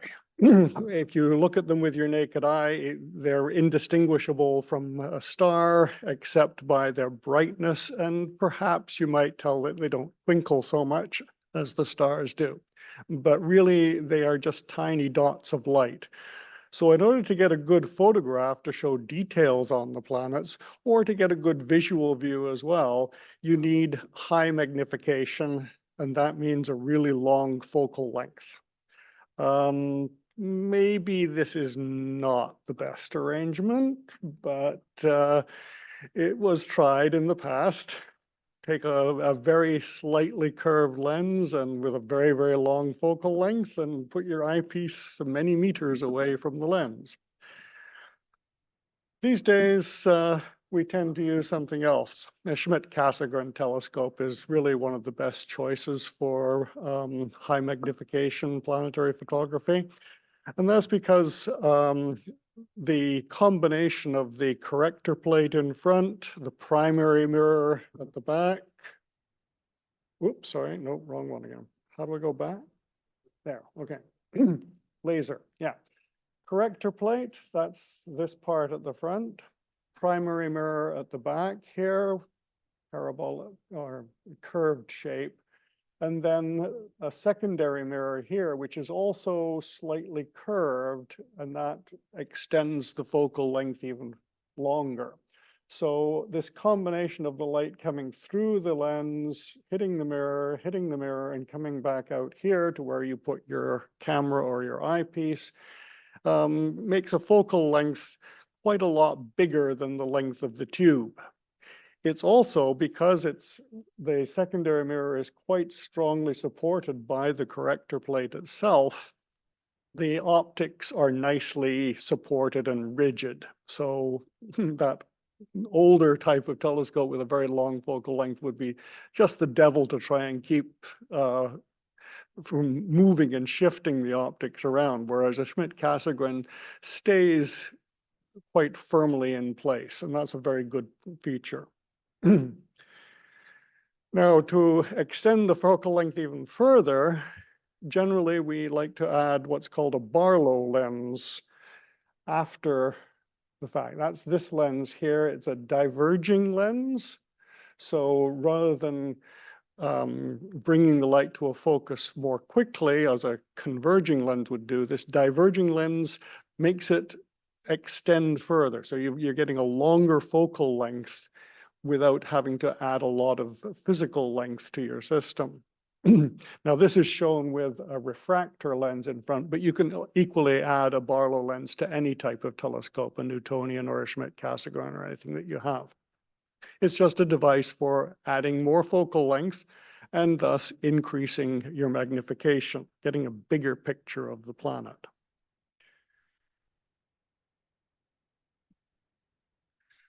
Now, with all of this, it's really important that the optics are precisely lined up.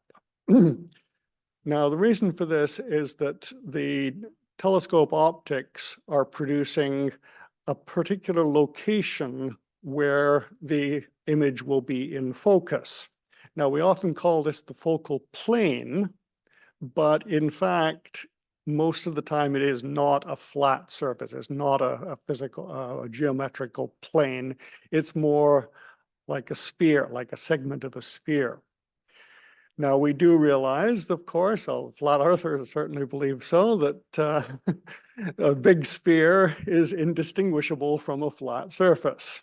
We're all on a flat surface right now, but no, we're actually part of a big sphere. Well, the same thing goes for optics. If you have a very long focal length, you have a focal plane that is pretty close to planar. It's slightly curved, but not too much. However, if the telescope is poorly collimated, the segment of the sphere that's lining up with the piece of your camera that's catching the image is not going to be matching properly. It's not going to be flat on the flat surface of the sensor. It's going to be wonky somewhat. And that causes the focus of the image to be good in some areas and poor in other areas. And in particular, it can be in focus along one direction in the image and out of focus in other directions. It's sort of like astigmatism in the human eye. If you have astigmatism, your eye doctor will be checking you with a little picture of lines going in different directions, and some of them will look blurry and some of them will look in focus if you have astigmatism. So that's what's happening in the telescope as well, and you don't want that astigmatism in your telescope. To adjust it, what you need to do is adjust that secondary mirror. Shift it around back and forth, tilt it back and forth until you get it all nicely lined up and in focus in all directions. How do you do that? Well, I just learned something fairly recently, that there's a device called a tri-Batonov mask.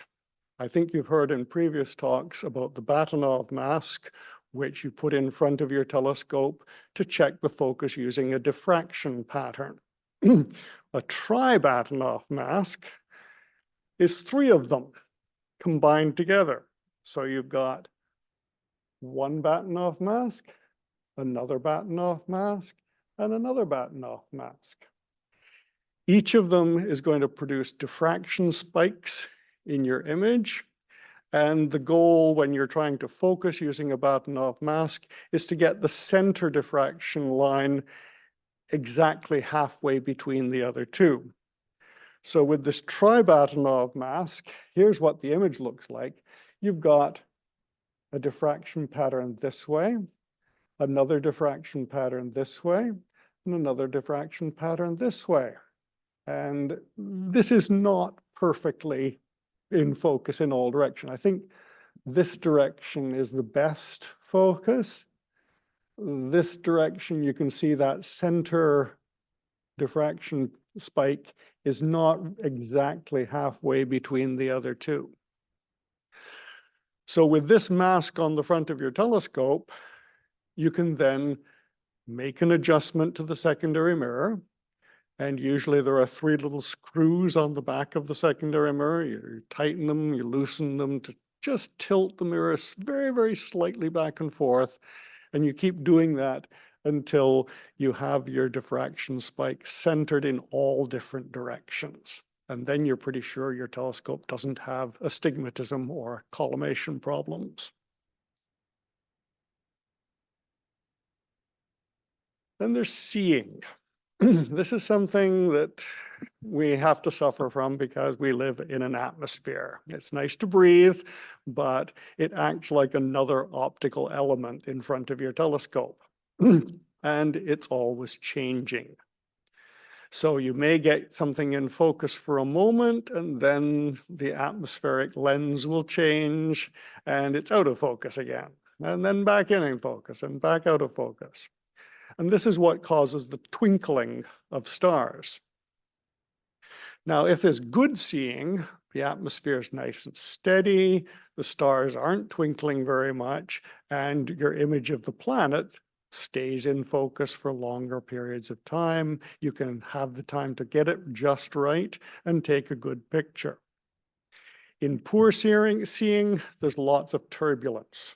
The atmospheric lens keeps changing, bouncing around, stars twinkle a lot, and the view in your telescope will be all, oh, focus, no, not, no, yes, no, no, yes, no, back and forth all the time. The other thing is that the seeing depends on how much atmosphere you have in your way.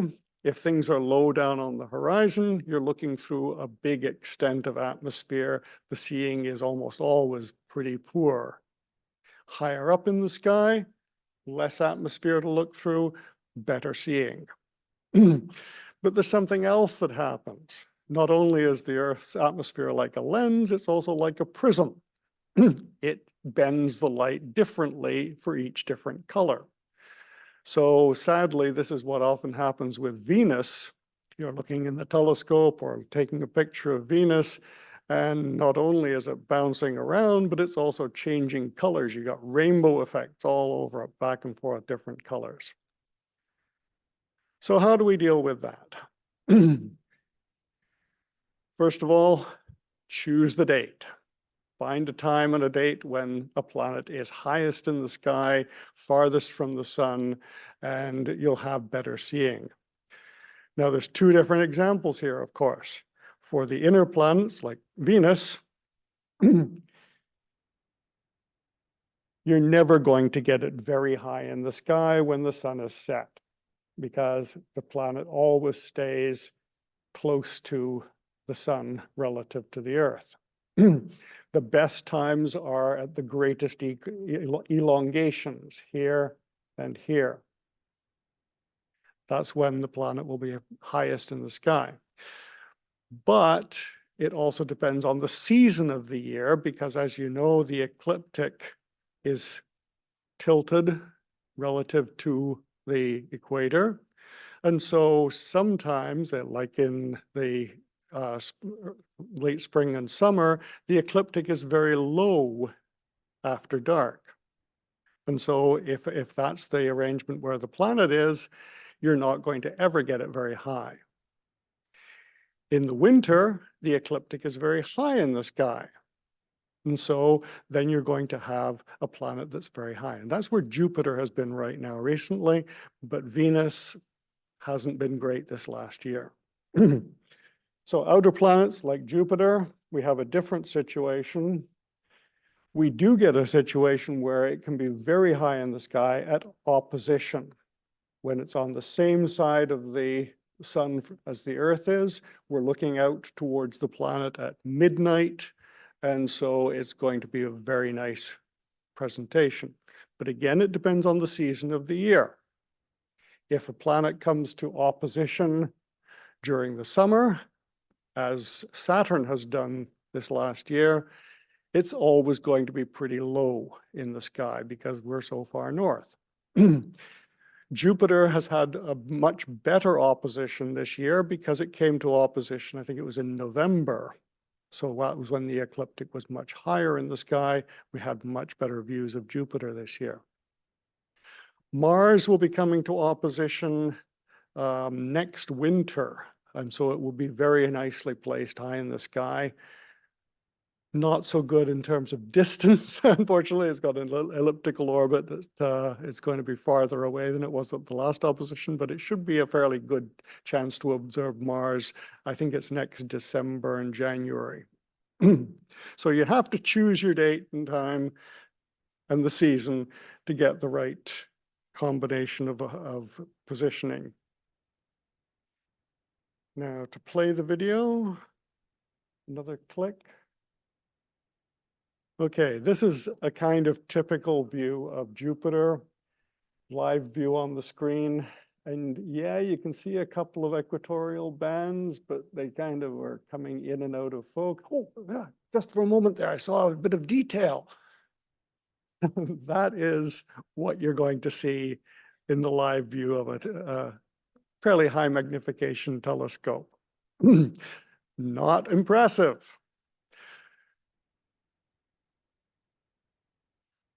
So what can we do about this? First of all, get a good quality program that will control your camera and catch videos. You don't want to take just a few shots because you're almost inevitably going to get a time when it's poor seeing. To get a better chance, take a video. Take 3 to 5 minutes of video frames as fast as possible. A high frame rate, 30 to 60 frames per minute, sorry, frames per second, and get lots and lots of images. And then there's a chance that you'll have some that are in good quality. This particular program is one that I use. It's a freeware. It's called Fire Capture. And it allows me to control my astronomical camera, and a lot of different parameters can be set to try and overcome the effects of the seeing. So just quickly to go through some of the settings here, we have the gain and exposure of the camera. We want to have a fairly high gain so that we can take short exposures and catch the moments when everything is nicely in focus. Down here, we have actually set the RGB setting if the camera has color or monochrome. You type of video and set it going. You can also choose how long a video it will take. Down here, you'll see the histogram of the current image. And you want to try and get a fairly broad range of values here, not going all the way up to the top because then you're going to be overexposed, not all the way down here because then you'll be underexposed. So you can keep track of how your gain and exposure are having the effects you want. And then down at the very bottom here, there are a couple of very useful features. You can actually have the software align the planet to the center of your field of view. Now, this is going to be something that's often a problem when your mount is not exactly aligned properly, or if there's a little bit of shifting going on, the tracking is not perfect. The software can compensate for those things, and it can keep everything nicely centered, makes it much easier to process afterwards, and makes it easier to do the controlling like focusing as well. So lots of features on here. It does take a while to get familiar with everything, but you do have this control over how you're taking your videos.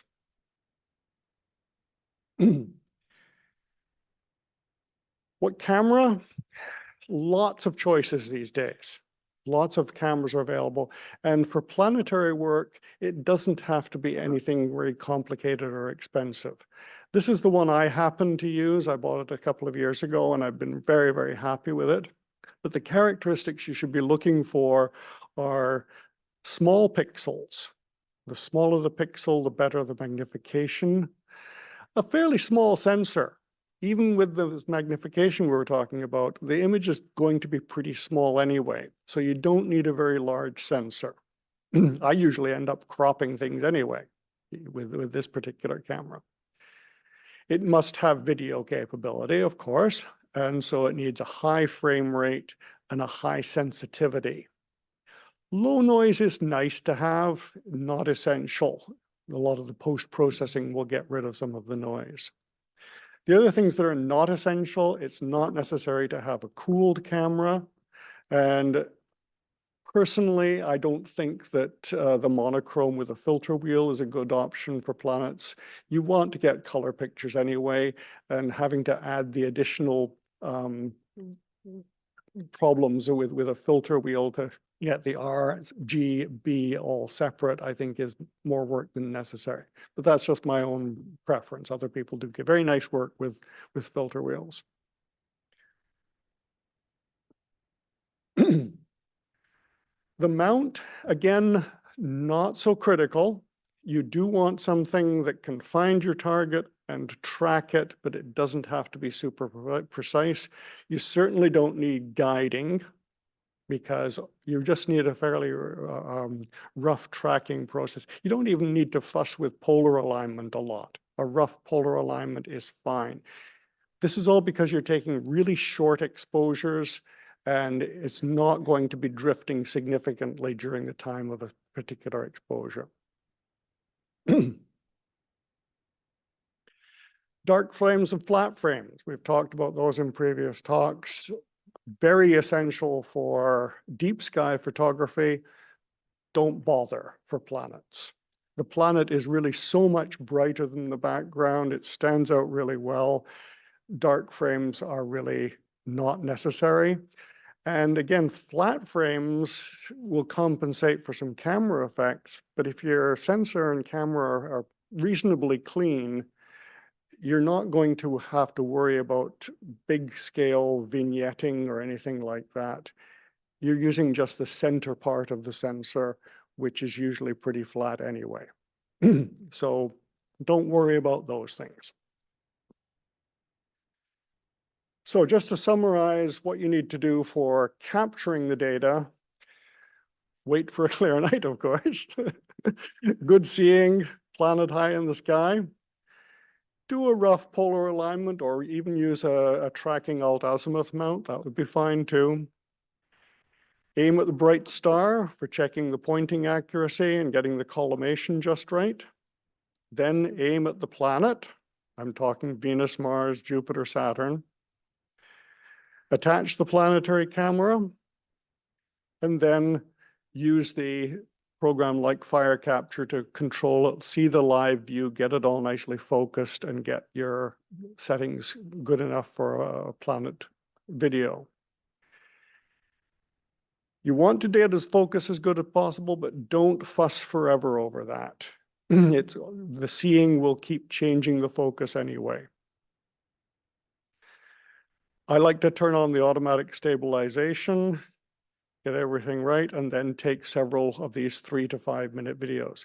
Not much longer than that, because planets rotate, and you'll actually see significant rotation happening over the course of, 10 minutes. So short videos with as fast a frame rate as possible, so you get lots of data. Warning, it's a lot of data. You're going to fill up your hard drive. I have done this several times now, going out for a nice long session of planetary imaging and beep, overloaded the hard drive of my laptop. They are big videos.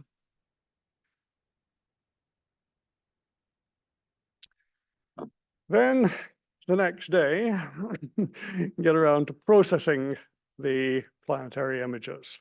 So here's a quick summary of what I'm going to go through.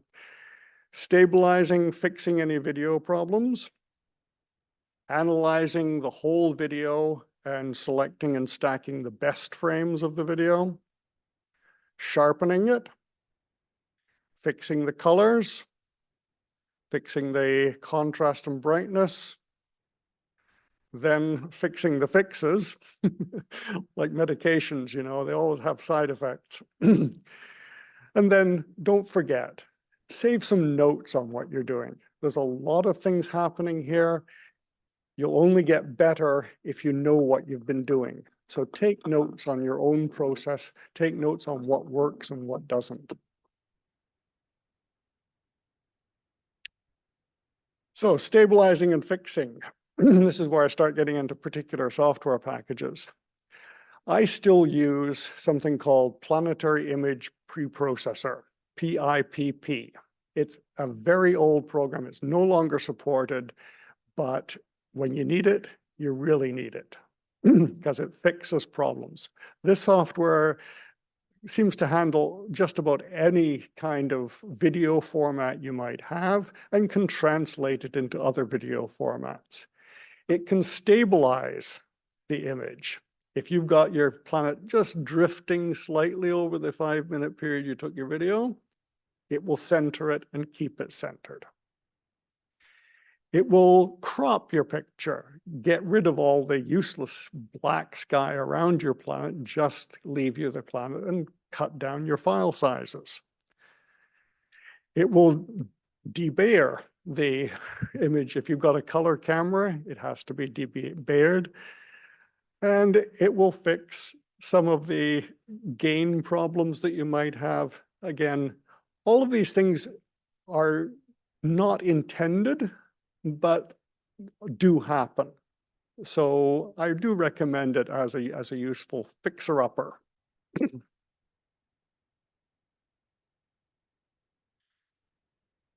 Then once you've got a nice video, it's time to select the best frame. Now you've got a video that's probably got a few thousand frames.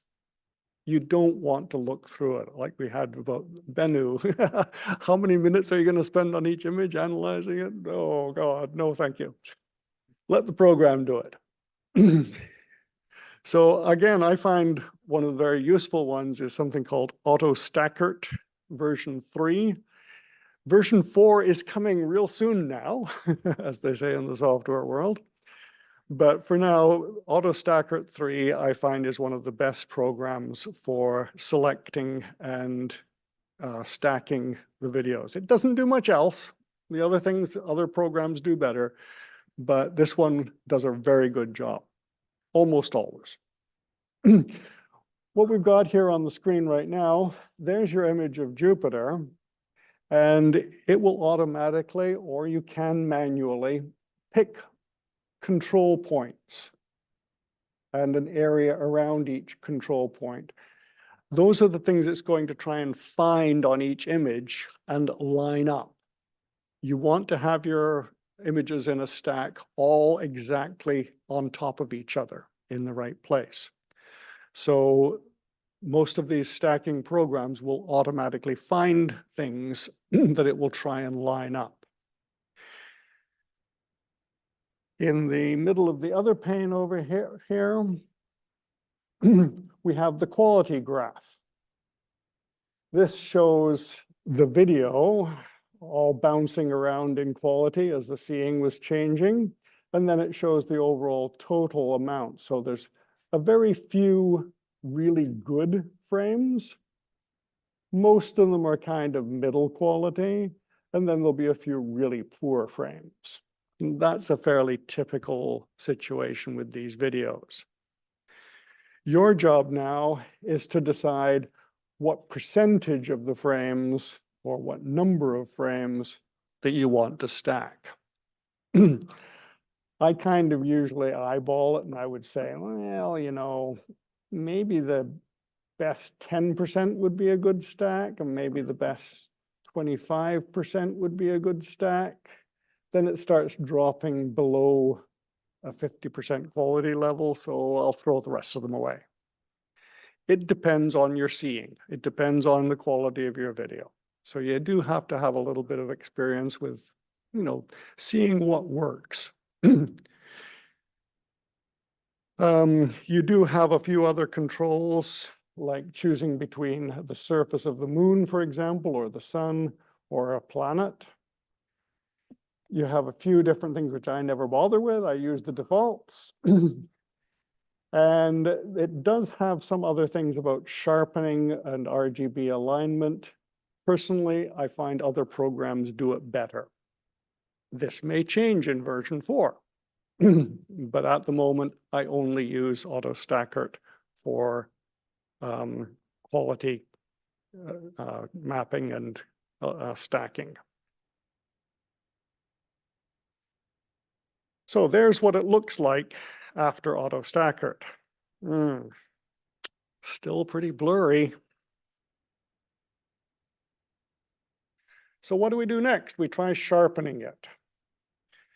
Now, I've been working with image processing for a very long time, and the first real experience I had with sharpening pictures was for an eclipse of the sun. I think it was 1998.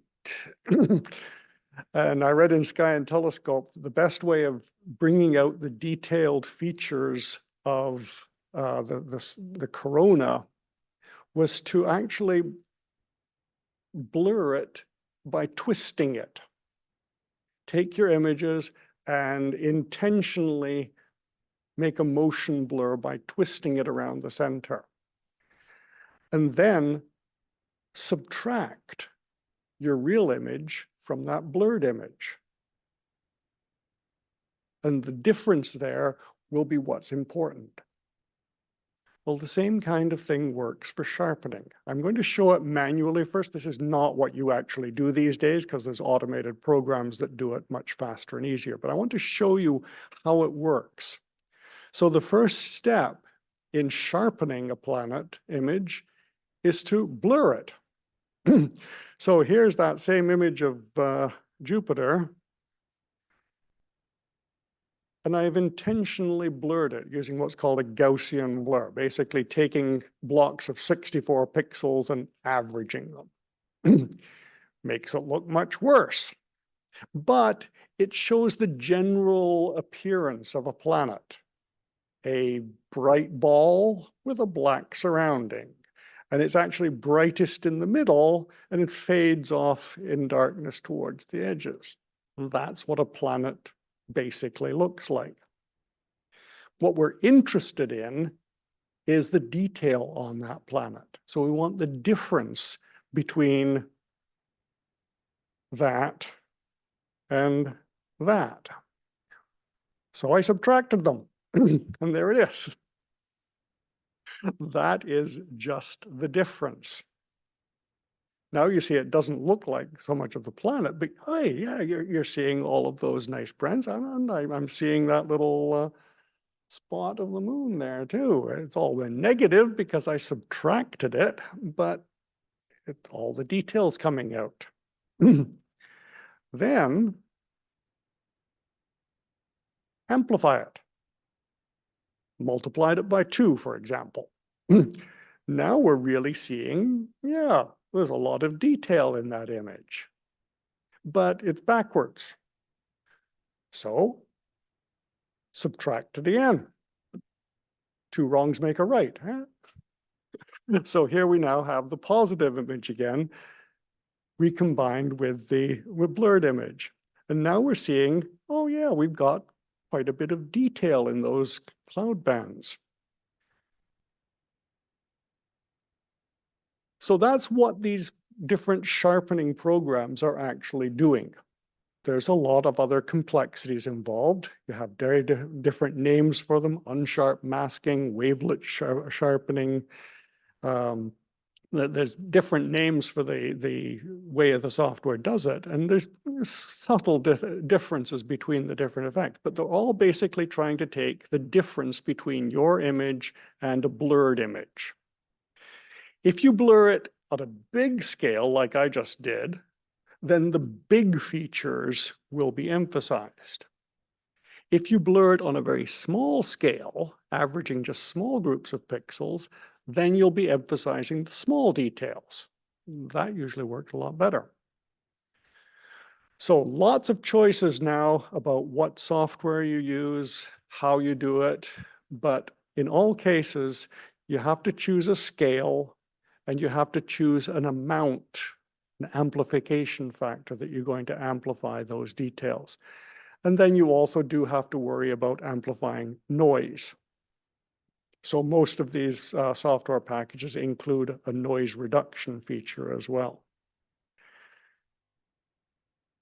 Now, for convenience of myself, I chose to do unsharp masking with the package called PixInsight. It has a fairly reasonable tool and a very fast operation on this. So that's the one I did for this next example. So here's my stacked image. And I used what they call unsharp masking. This time, not with 64 pixels, but with an 8-pixel size. And you can see with a single iteration, it looks a little bit sharper. This is 5 iterations, and oh, now that's starting to look pretty good. Here's 7 times. Oh yeah, I'm getting lots of little details, little tiny white clouds and black clouds down there. This is looking really quite good. Oops, too far. That's 10 times. And now you can see I'm getting what's called artifacts. When you sharpen things too much, it emphasizes the edges between bright and dark, and you often get this kind of ring around the edge, or around the moon here, the moon shadow. We got a white circle around the black center. So yeah, that's not looking so good. So that's what I usually do with these things is, try it until it goes too far and then back off a little bit.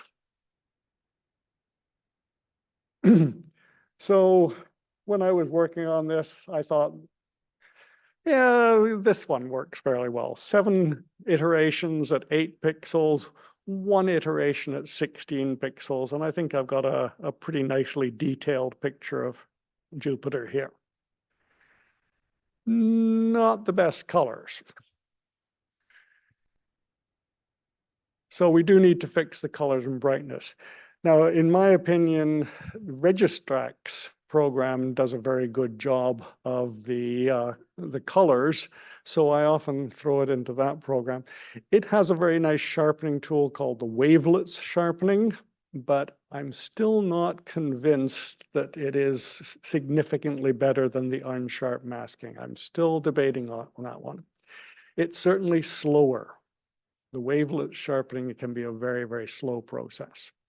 So matter of taste, matter of how much time, matter of how much computing power you have. But again, many different programs will do a fairly reasonable job of color and brightness. The one thing I like about Registrax and also another program called AstroSurface is that they can fix a little bit of the prism effect from the atmosphere. So if you do have this kind of rainbow effect around the brighter or darker edges, then definitely try and remove it using those programs. And then finally, you can do a little bit of fixing. I generally throw it into Photoshop at the end and do things like boosting the color saturation, fixing any sort of too obvious artifacts. And since you've made so many choices here, your choices about how you're going to do it, how much you're going to do it, which direction you're going to go in each step, sign it. It's your work now. This is your picture. So lots of different software here. I'm going to run through a quick outline of the packages that I have some familiar with. I've also asked Gord to put it into Astronotes, so you have the web addresses to find these different software tools. Fire capture I've mentioned. I find this the best tool for controlling the camera, catching the videos in the first place. Doesn't do much in the way of image processing. The PIPP, I still have not found anything that works better in terms of fixing problems when they come up. But this is no longer supported. It's still available, but don't expect any software support on it.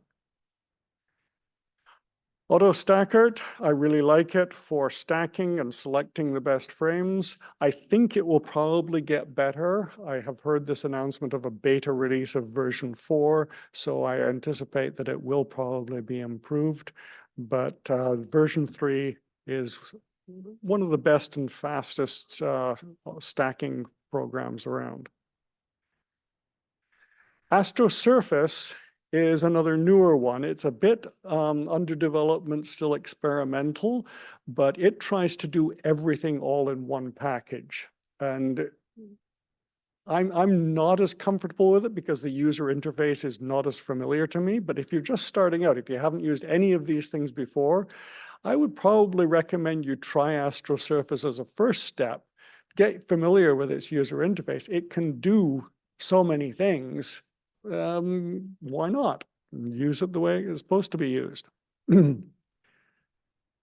I do find it's a little bit slower on stacking than AutoStackert, but again, that also depends on what computer you're using too. Registax 6, it's again another older tool, no longer supported. A new version is coming out called WaveSharp. It's, in my opinion, not quite there yet. It doesn't do as much as Registax, and it's a little bit clunky. But this is the one that's designed for the wavelet sharpening process, and it does have some very powerful tools for doing that. And it's also pretty good about doing the color corrections. All of those are free.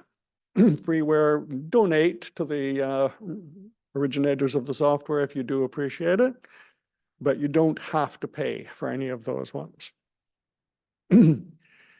PixInsight is the tool of choice for most of their deep sky image processing.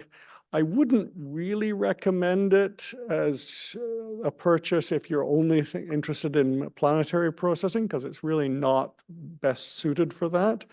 But if you have it anyway, it does have some very good sharpening tools. It's a bit expensive, 300 euros.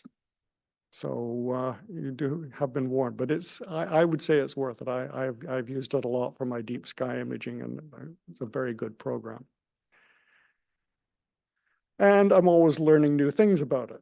As I was preparing this presentation, I was in one of the forums on Facebook, PixInsight for Beginners, and another member there suggested using multi-scale linear transform for sharpening. I hadn't tried that. Well, I did, and hey, I did a very good job of it. So yeah, I think PixInsight is certainly worth looking at if you've got a wider range of things to use it for.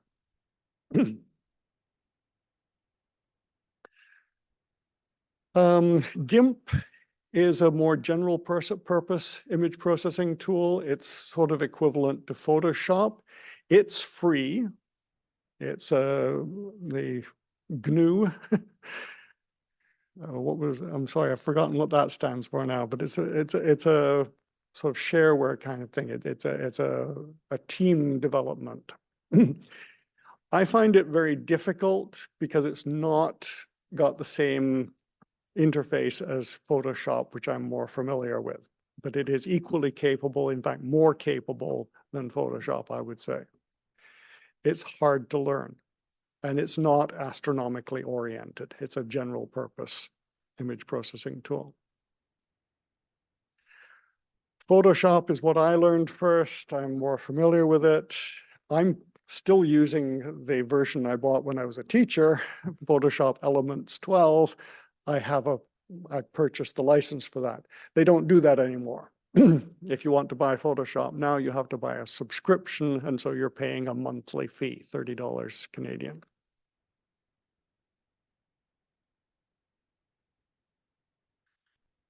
So I've done a lot of experimenting and learning about image processing just in the last 6 months or so.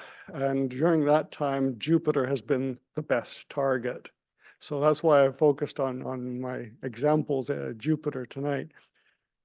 I'm waiting for the next good opportunity for the other planets, but here are some of the other pictures that I've taken from a while ago. This is last spring on Venus, and I was very happy to get a sequence of pictures of Venus as it was moving around from behind the sun up closer to us, getting a thinner crescent, but less illuminated and bigger all the time. So I think that makes a nice sequence there. Not happy with the sharpness, and I think Andrea showed some examples where with filters, you can actually see some of the cloud effects on Venus. I haven't seen that myself. Mars, wonderful target, but oppositions happen more rarely because it's in a faster orbit, so we have to wait until we catch up with it. So next opposition, next winter. Mars has lots of interesting detail, but it's a tiny, tiny planet. So lots of magnification needed. You can take longer videos because it's not rotating as rapidly as Jupiter, but you do have definitely different features occurring as Mars rotates. And Saturn. As I say, Saturn was at opposition in August, late August this year, but fairly low to the horizon. So I never did find a good seeing on Saturn. This is, I think, one of my best pictures I got. Next opposition will be a little bit later in the year, this year, and therefore it will be a little bit higher in the sky.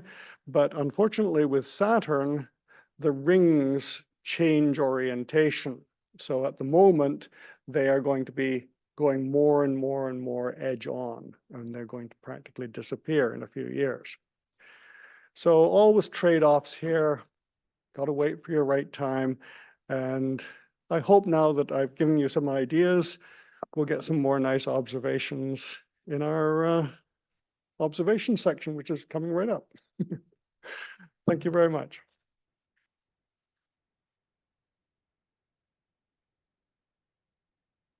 Thanks, Richard. I'm sure there are all sorts of opinions and counter opinions seeking to express themselves right at this very instant. We are running way over time. So if there's a burning issue, maybe we've got time for one quick question. Anything online, Chris? Nope. Okay, so thank you. See you on Discord. Yes. All righty, so our presenters list, Andrea, Bob coming in online, Jerry, Malcolm, is Andrew here? Yep, okay, so take it away.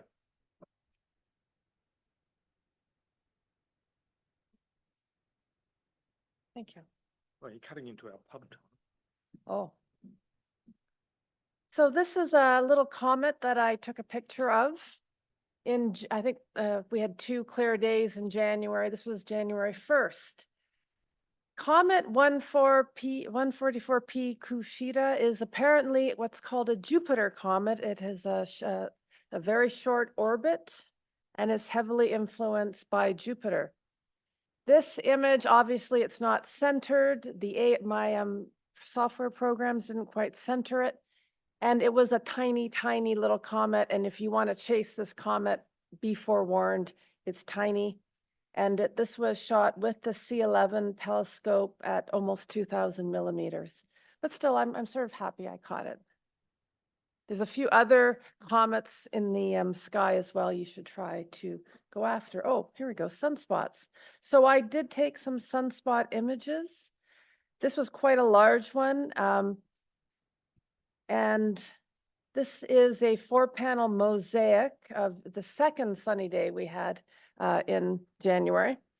And the main reason I looked at the sun on this day was because of that large filament in the bottom. They were watching it. It was rotating into the Earth's strike zone, and they were waiting for it to launch. And it did eventually launch. As you can see, this is not my image, obviously, it's a coronagraph, but you could see it was a really dramatic launch. It headed towards Earth. It did not cause aurora, unfortunately, it just missed us. But still, that was a close call. And that's it for me. Next.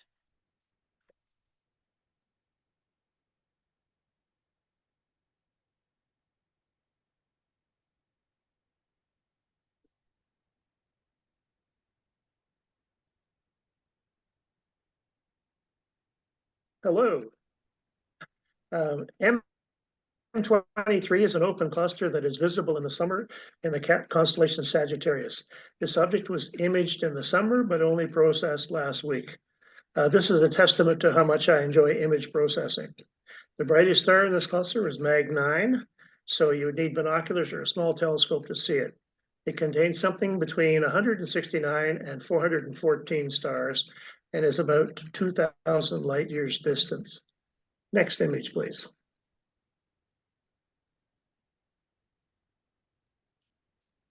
It's not hard to see why this is called the Christmas tree cluster. It is about 2,500 light years away. Next image, please. M106 is a Type II Seyfert galaxy. This means that it has a very active core, which in fact is a supermassive black hole. Last month, I mentioned Cepheid variable stars, which change their pulse rate depending on how bright they are. If we know exactly how bright something is, we can tell how far away it is because it will appear dimmer as it gets further away. Unfortunately, the composition of Cepheids varies in metallicity. We know this by their spectrums. Cepheids vary at different rates if their metallicity is different. 106 has Cepheids of varying metallicity. This means that we can use the brightness of known Cepheids to measure the brightness of the unknown Cepheids. Then we can use the Cepheids of different metallicity to measure the distance to other galaxies. Next image, please. M42 is a very difficult image to process. It has extreme range of brightness. It varies from very bright trapezium to very dim nebulosity. I tried to solve this problem by using different exposures. For the dim parts, I used 300-second and 600-second exposures. For the bright parts, I used 10-second and 60-second exposures. Then I combined them all using masks in Photoshop to produce a high dynamic range image. That's HDR. The total exposure was about 2 hours. And if you look on the bright spot on the upper right there, you'll see the trapezium. Thank you.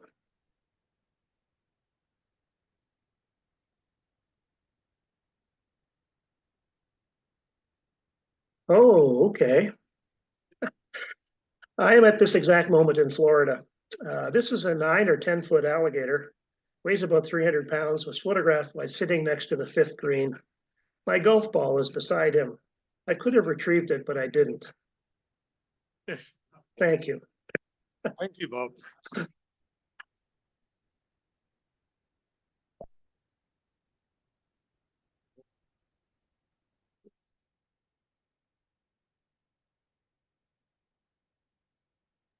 Okay, Jerry.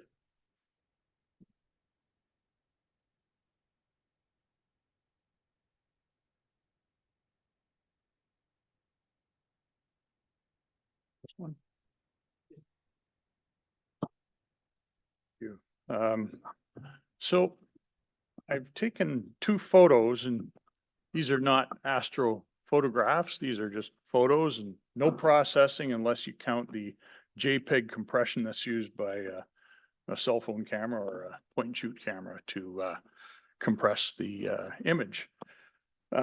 One is a daytime photo, such as the one you see here, and I have a nighttime photo, which we'll show next, and they both demonstrate the same effect.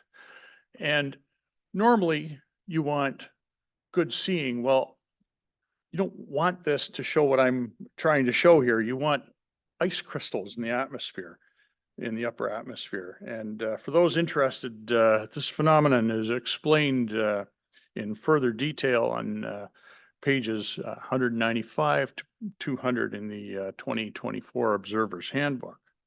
So common to both my day and nighttime photos is the fact that the halo is of the same dimension or angular size relative to the observer on Earth. So that's from the point where you're standing to the edge of the halo and the center point, which is the sun, and that is 22 degrees. The minimum angle is 22 degrees.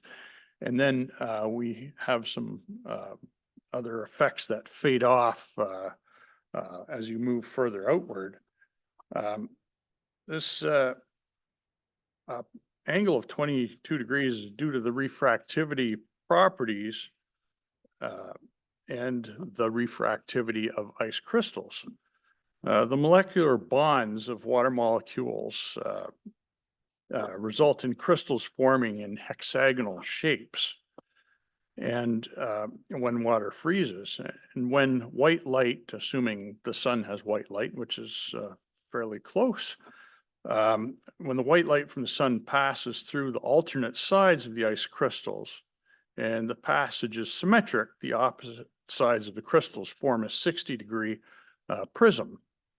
And through that, the sun passing through randomly oriented crystals, they're not all oriented in the same direction, at many angles, some paths result in total internal reflection, so there's no light that passes through, or if they're parallel, the light passes through with no deviation at all. But the 22-degree effect is seen in randomly oriented ice crystals, as you see on either side. This particular image was taken with a magnification of 0.5 because I wanted to demonstrate, you'll see a little bit of a fisheye effect there, just to capture the feeling of the cold winter sun on the skyline. This was taken in London, Ontario on January the 12th. It was a particularly cold day for London, something like -14, -17. So you can see the sundog there. There's a bit of a rainbow effect, and that's because light, as it passes through a prism, the red light is being of longer wavelengths are bent less sharply than the blue light or the shorter wavelengths. So hence you get the rainbow effect in the sundogs. The sundogs always form in the same plane as the sun because to get that, you have to have that geometry line up to get the ±22 degrees. And you'll notice the definition is very sharp on the inner side, but not so much on the outer side. And we'll also see that in the next picture, if you could bring that one up, please. So this is a photograph of the moon, and it's very, very washed out because I used a cell phone camera, being a Google Pixel 7 Pro, and they have a nighttime mode on that, and the shutter stays open for about 4 seconds. So you had to hold the camera extremely still, which is absolutely amazing. As you can see, there are stars there shown as points. So for 4 seconds, I was just holding that camera dead still. You'll see a little bit of a blob to the lower left of the moon. I think that's a bit of a water speck on the camera, actually. And upon further examination, You can see that I actually captured Orion's belt down here and Betelgeuse. And is it possible to zoom in on the upper right? Okay, all right. And so I found Pleiades actually up there. You can see it if you zoom in on it, and in Taurus, and over here some stars in Gemini. So I was quite pleased with this, and got a nice spooky halo around the moon there. Thank you.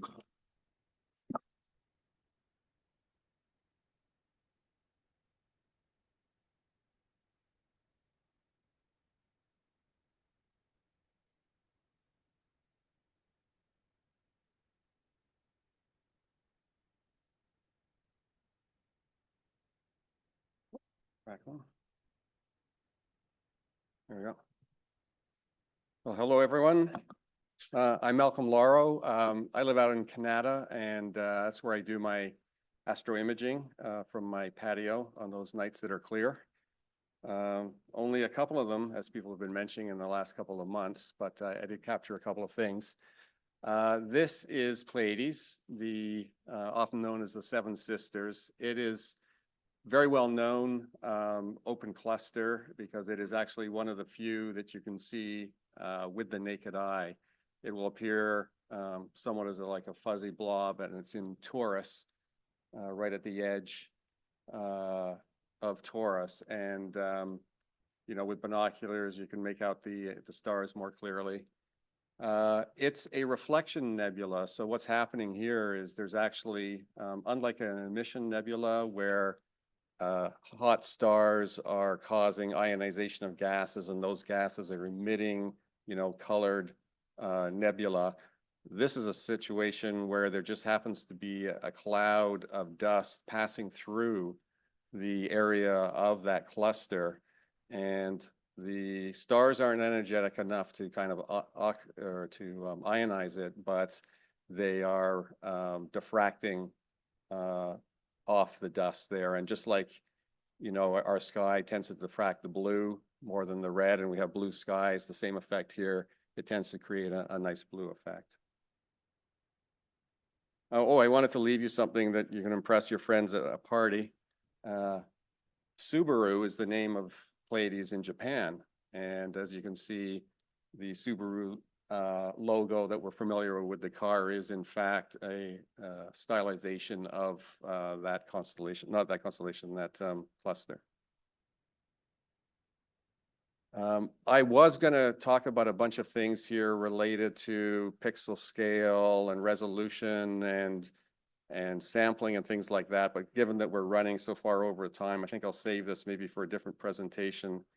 And just let you know that what I wanted to do was previously I had photographed the Heart Nebula in the large frame with a small scope that we see, and now I wanted to get some more detail of basically the Malot 15 cluster that's right in the middle that powers that. So I'll just jump ahead and show that. This I've shown before. This was taken last year, and it is the full frame of the Heart Nebula. And the Heart Nebula is quite large. On the last picture, I had put in you know, an image of the full moon to show kind of relatively, if we could see this, if it wasn't so faint, you know, how big would it appear in the sky? And it spans about 2 degrees versus a full moon of about ½ a degree. So it's quite huge. And I wanted to take a closer look, you know, kind of at the center. And so I used a larger scope, 140 millimeter refractor, and was able this month to image here. And this is rotated about 90 degrees from that last one, but gives a nice shot of the center cluster. And there's some very hot dynamic stars here that some as much as 50 times the size of the sun that are creating the sort of the solar pressure and that is ionizing and creating that huge overall nebula. And that's it. Thanks very much.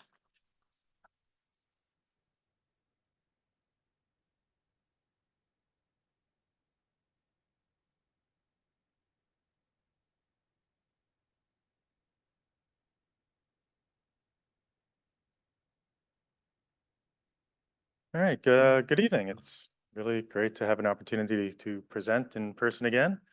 First, a few thanks to Mick for accepting my late submission, Taras for inviting me on this trip down to Kemptville to image a transit of the ISS, and of course to Paul for graciously handing me down a telescope, which is about 30 years old, but very new to me, and this is my first light experience with it to capture a transit. And I have recently, in the last, was it 3 months ago, presented a pass of the ISS using a Meade scope at FLO, which is now available to the public, and I encourage people to get training on that as soon as you're able to.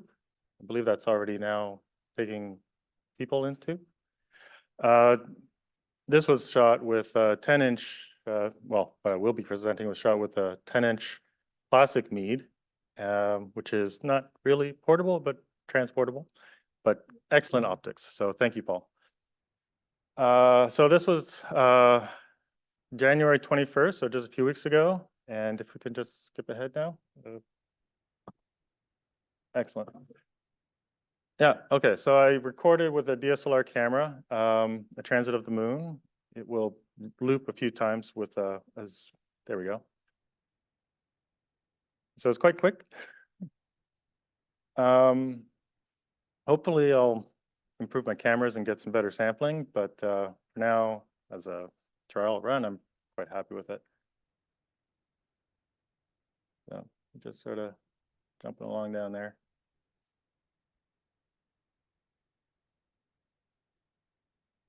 I believe the transit took about 1.2 seconds, has about 27 individual frames across it.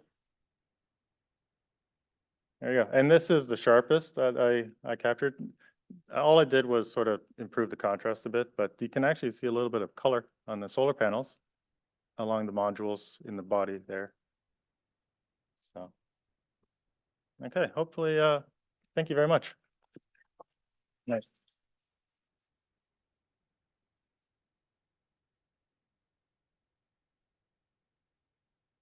All righty. So, given the conditions, I don't think we've had any submissions about last month's challenges. This month, beginners challenge, oh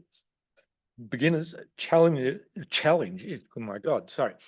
NGC 2346, Planetary in Monoceros. The intermediate is IC 2177, the Seagull Nebula, unquote, also in Monoceros. The advanced challenge UGC 3933, which I think is a rather hard target at 13.4 magnitude, and that's in Lynx. Lunar challenge, crater Proclus, I keep wanting to say Proculus there, but Proclus, on the western side of Mare Crisium. Now, there's a summary. Now, help wanted. That, unless he's changed his mind in the last 24 hours, was Oscar's last set of challenges. How many years you've been doing it now? Is it 8? 5? Yeah, maybe. Yeah, you had a year off, didn't you? But okay, so point being, the position is open. I think the group here, the observing group, doesn't mind having a shopping list of challenges. And based on the response in the observation reports over previous years, the challenges have been accepted and responded to. So if there's anyone out there who's got a keen, insightful mind, a fairly encyclopedic knowledge of the skies and a tendency to enjoy inflicting pain and frustration upon people, then the job's yours. So thank you, Oscar, once again, for all that.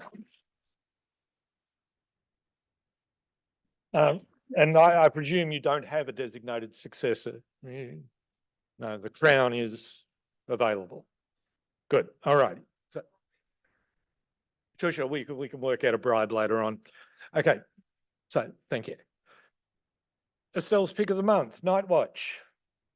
Observer's Guide. Again, the library will be open at, sorry, this week it's open that way. After the session, Estelle is here. Check out what's available. I'm sure she'll appreciate it. The Fred Lossing Observatory, that's our members only facility out near Almont. Regular star parties, members and invited guests, February the 10th, against a waning moon. Following the meeting, get together at Liam Maguire's if you're interested in food and a drink and a chat, and discuss opinions about photo processing software and why Richard was so wrong on so many points. As usual, the gang who keep the show rolling, I won't go through the names, you know who you are. So what do we get? 54 in-house plus 33 on Zoom. So thank you to all here and in the ether for attending. Special thanks to all the speakers, especially our guest speaker. Comments, critics, complaints, particularly about running over time, can come to me as meeting chair at ottawa.rasc.ca. And next meeting, Friday, 1st of March. I'm sorry for my mistake in the reminder announcement saying this was going to be on the 3rd of February. I won't do it again in March. My mistake. And so looking forward to seeing you all in a month's time. Reminder, there are still freebies on the table over there, and we will be pulling out tickets for the door prizes. And Chris, I'll say thank you and good night at this stage. I think we can probably stop the recording, bring up the light.